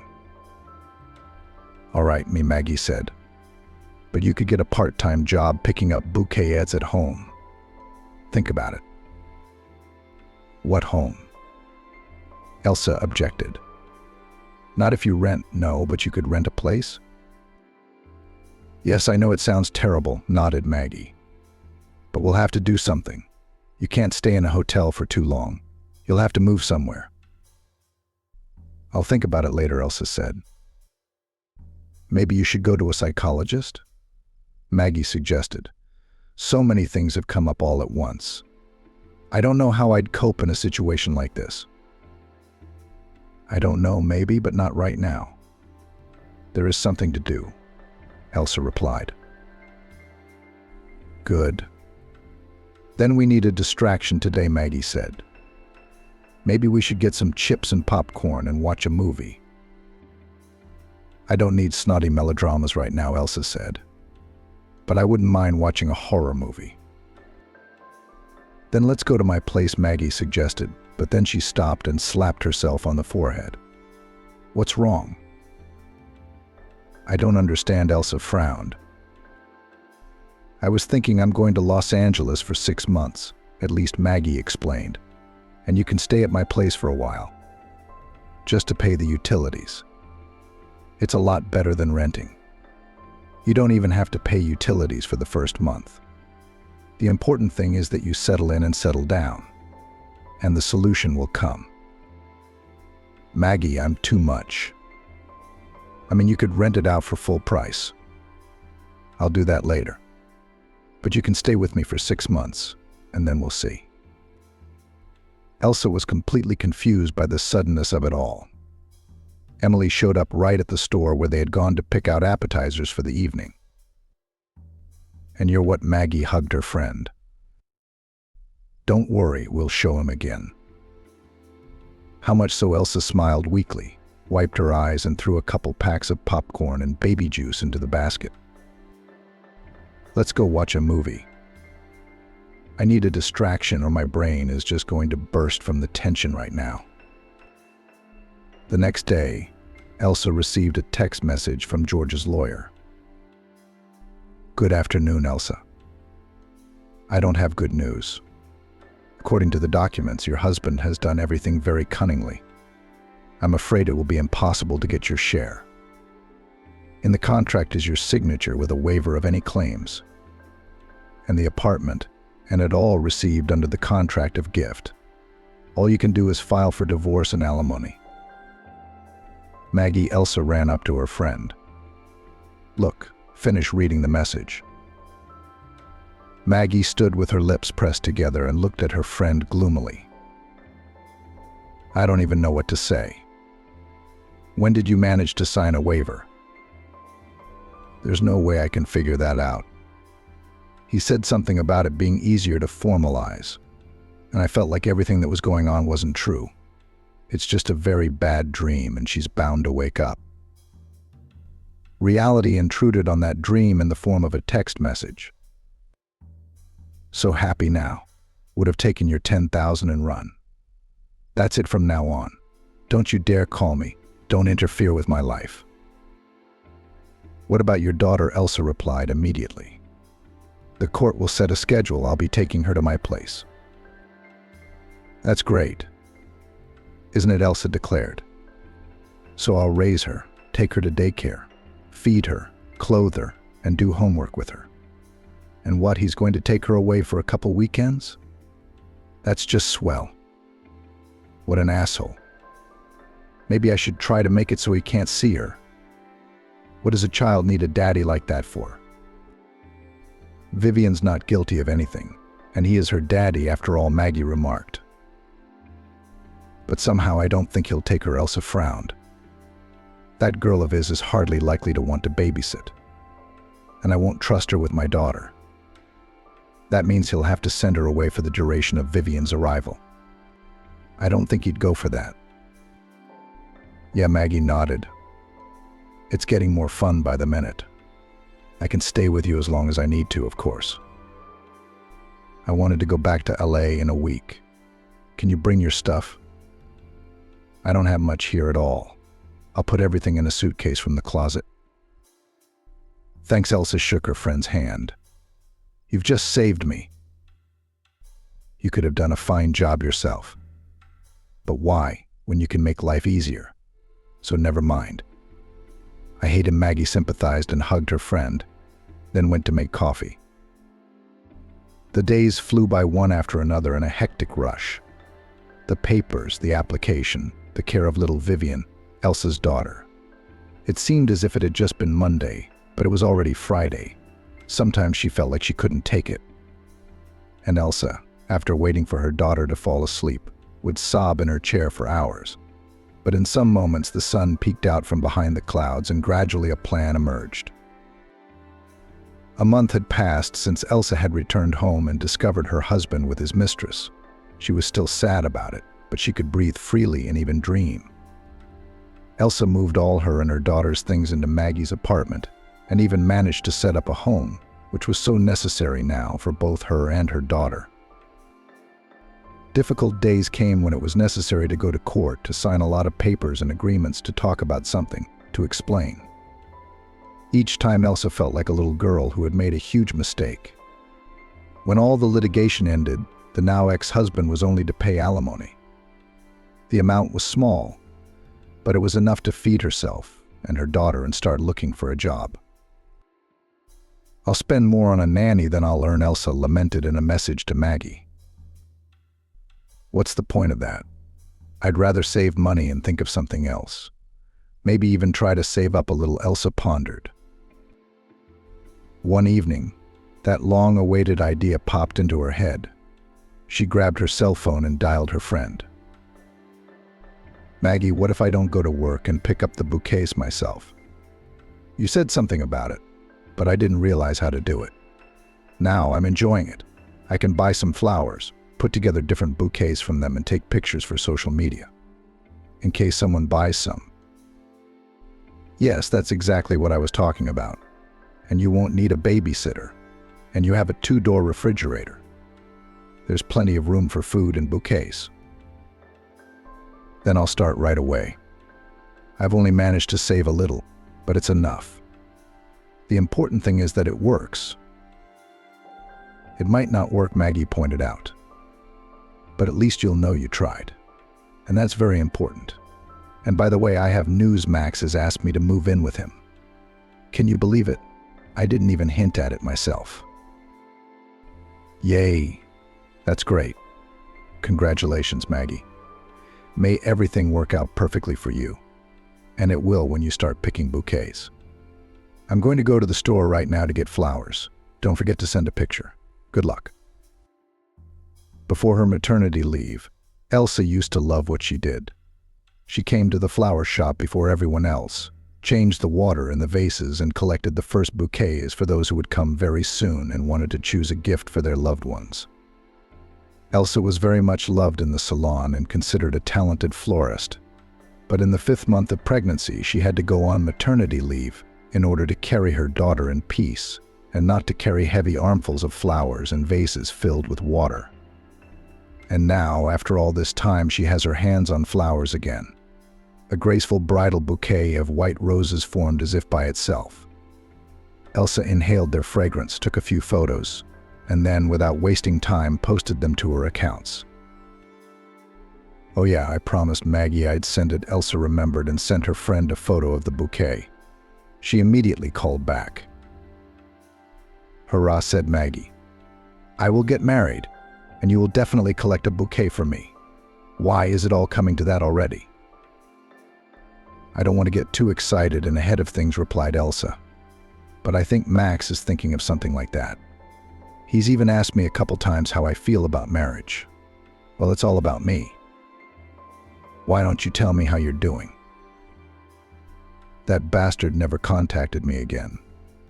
He wrote once, said I'd forgotten about wet wipes and diapers and offered to pick them up. I said let him keep them. He'll definitely need them. Maggie laughed out loud. That's right. We're settling in nicely. Everything is perfect. I can't thank you enough. You're a lifesaver. And Vivian has a nice corner in the back room. I don't know what to do next yet, Elsa admitted. I hope my bouquets will be bought and I can support myself as I used to. You certainly will. You are a master after all. The main thing, do not give up. And as you get used to it, come to Miami. We'll walk, swim and sunbathe. We'll find you a decent man too. I don't think I want a normal man anymore. No abnormal, no man at all, Elsa grinned bitterly. Now I'm just beginning to realize how much I've neglected myself and gotten bogged down in diapers, cooking, cleaning, and catering to anyone's needs but my own.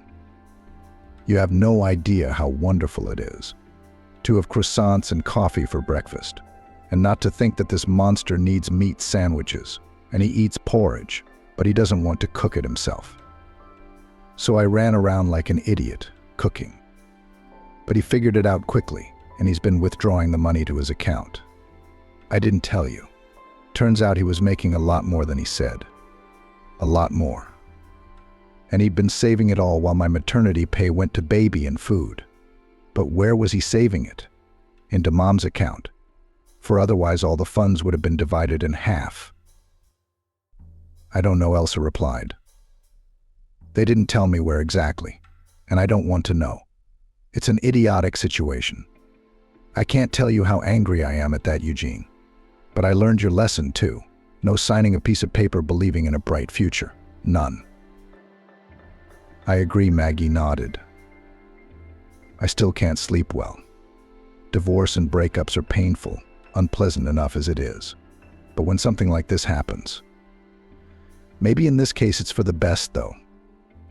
You know, I'd still be sad for him and suffer. Now I just hate him, and yet it's a strong feeling too, and it hits you. You hate, and he doesn't care there. It's good that you've taken a job. It'll be easier to distract yourself, Maggie continued.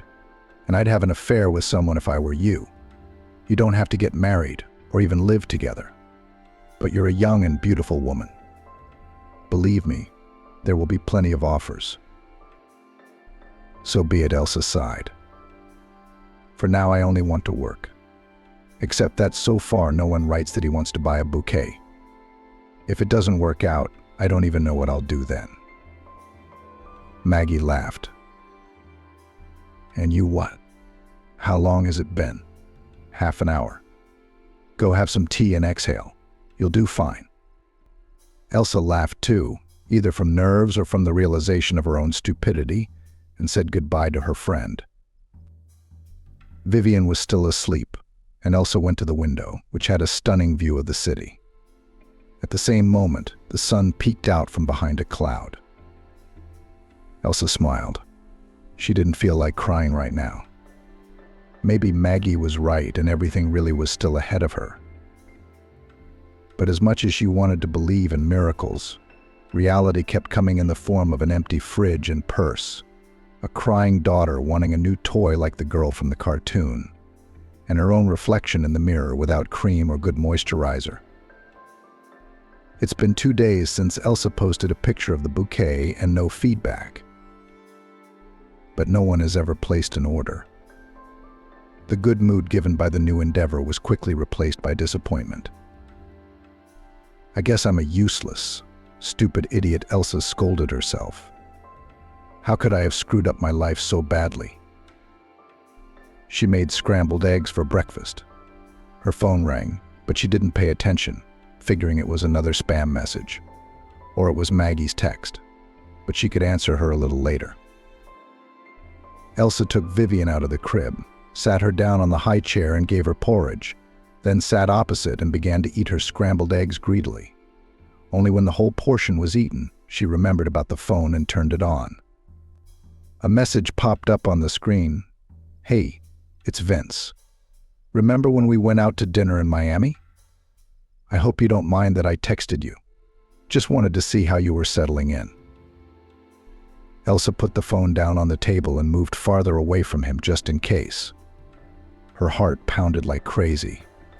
I won't answer him, she thought. I don't want anything ... or I do. At a complete loss, Elsa began to wash the dishes.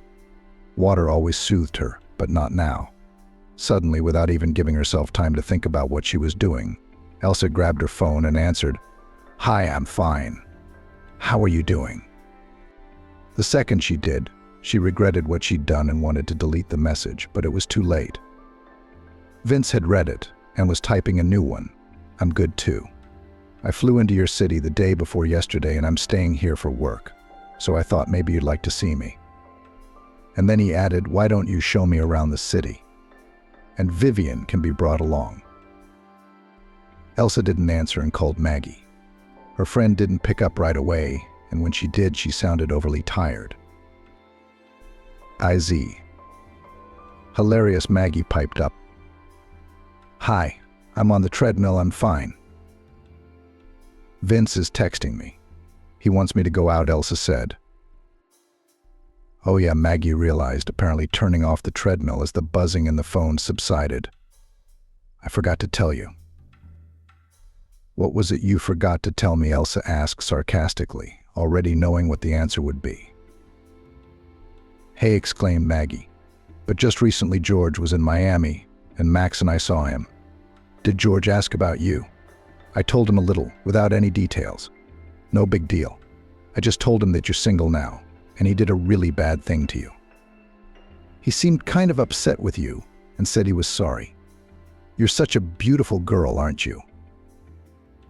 And that's not all, Maggie continued. "Then as we were leaving, he asked if I could call or text you.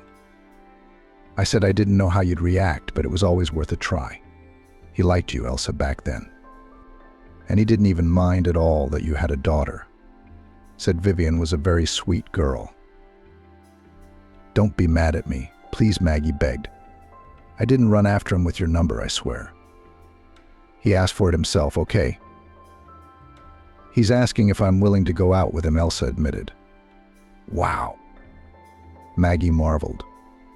"What did you say?" "Nothing yet," said Elsa. "I don't know." "I'd go if I were you," advised Maggie. "Like I said, you don't have to marry him, after all." "Yes, but taking Vivian along seems odd to me." "Well, get a babysitter for a couple hours," Maggie suggested. "You definitely need to rest, take a walk, socialize, right? I know a nanny used to leave Vivian with her when I was running to court. She's very reasonably priced. I'll write and see if she can babysit some more." "Hurrah," squealed Maggie. "Good luck to you. Be sure to tell me later how it went." The babysitter was free, and Elsa finally decided to answer Vince, "Can we do it today or tomorrow?" "Not without Vivian. I've decided to leave her with the nanny." The reply didn't come right away, but when it did, Elsa smiled. "I'm glad you said yes. If you can, let's do it today. I'll pick you up at 6. It was a few hours before 6, and Elsa scurried around the room, going through the children's toys and picking out her outfit. Costumes had to be picked up at once. She wanted to look delicate, feminine. Well, these dresses that she had left much to be desired and did not fit at all. And so, when all the contents of the closet were scattered on the floor, Elsa finally came across the dress hanging farthest away blue, up to the knees. How had she forgotten about it?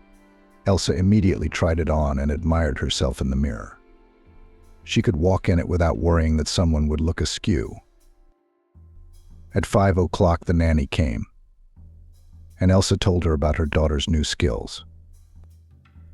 "Don't worry," the nanny assured her. "We'll have a great time. Won't we, Vivian?" Vivian nodded happily and pulled the nanny to look at the new toys. Elsa finally had time for herself and ran to the bathroom to style her hair and put on makeup. She decided to limit herself to a minimum of makeup so as not to look too dressy, and in a few minutes she was ready. 5:55. Vince called to see if Elsa could come out now and said he was waiting for her downstairs by the front door. Not believing this was actually happening, Elsa kissed her daughter on the cheek and told her to behave. Then she hurried downstairs. Vince was standing near the door, and when he saw her, he went to meet her.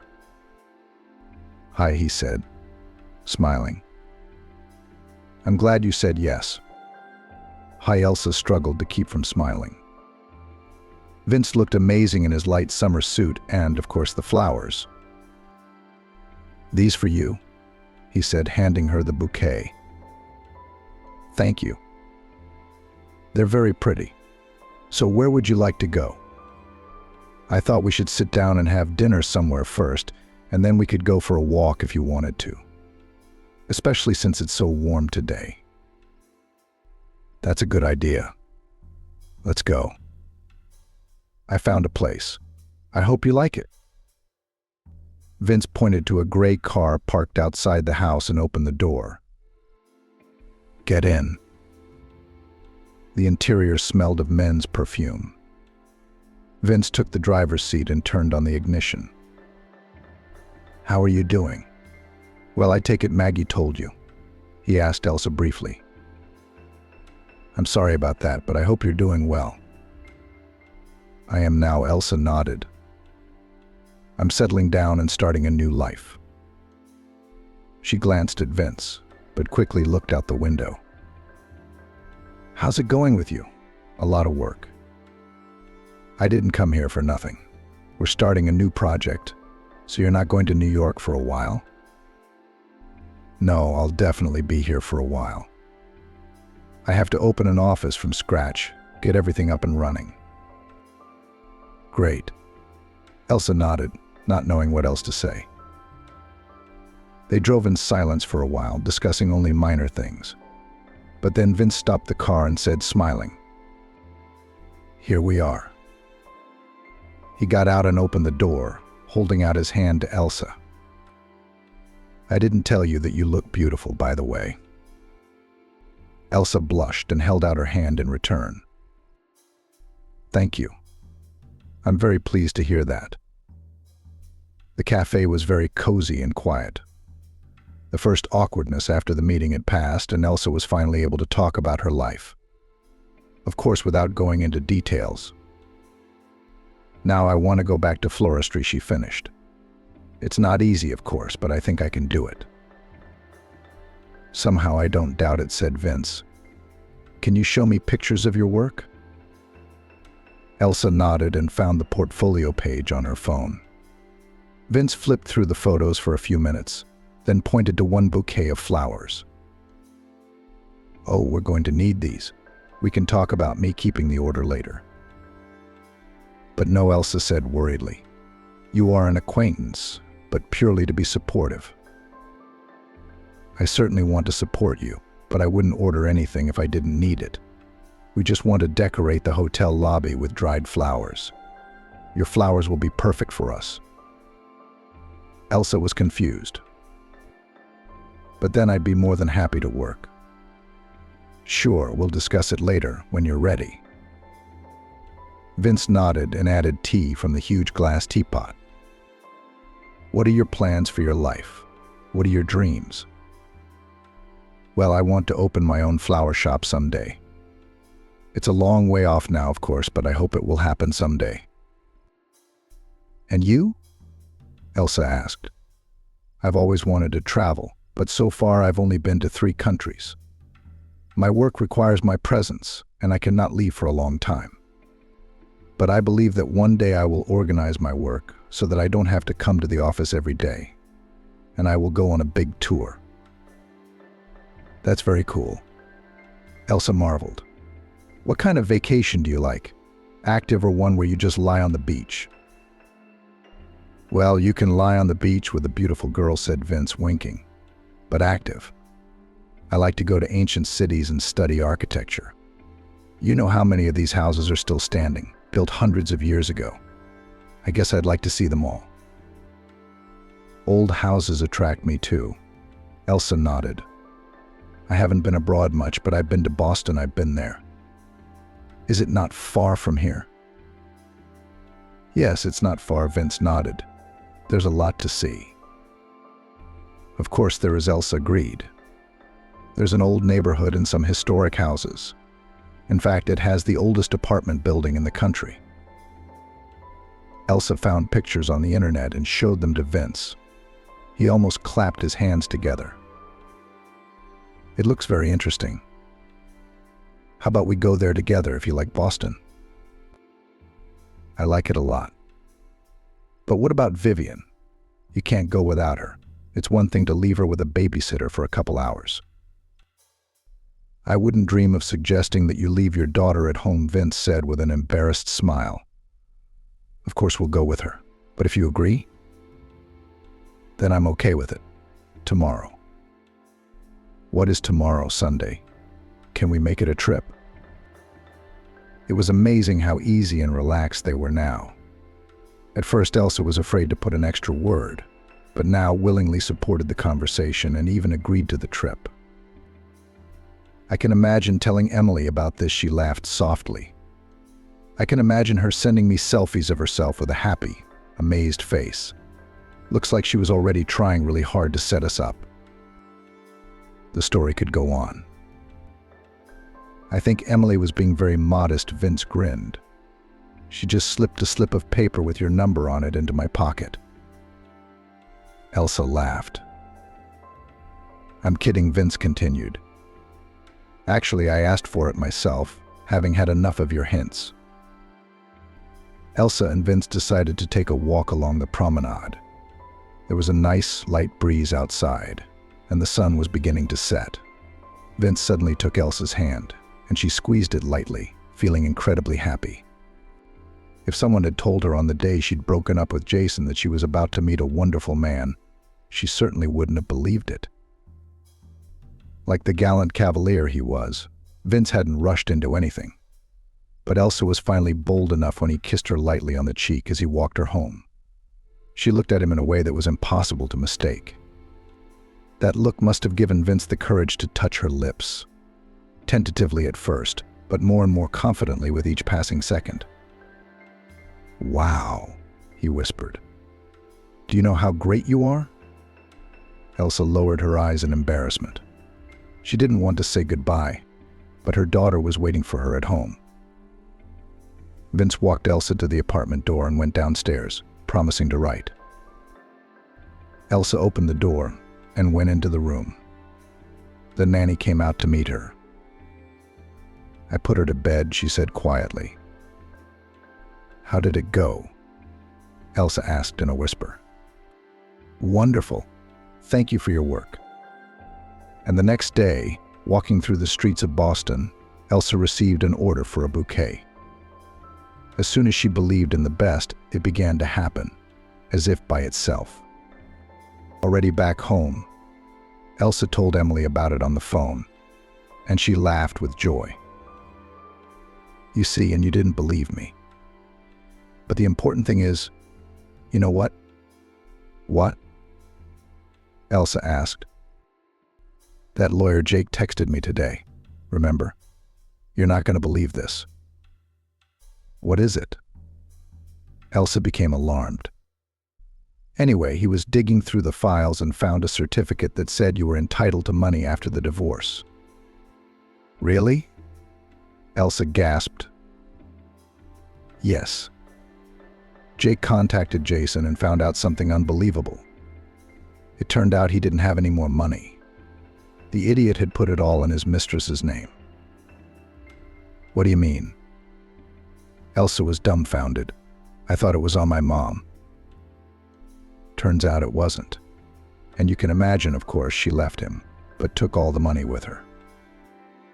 From surprise and shock, Elsa did not immediately find what to say, but still squeezed out, "That's how karma works." "Well, it's a shame for him. I'm not even sorry I did it, and I wish him luck." Now she had faith that everything was going to be all right. Life was slowly getting better.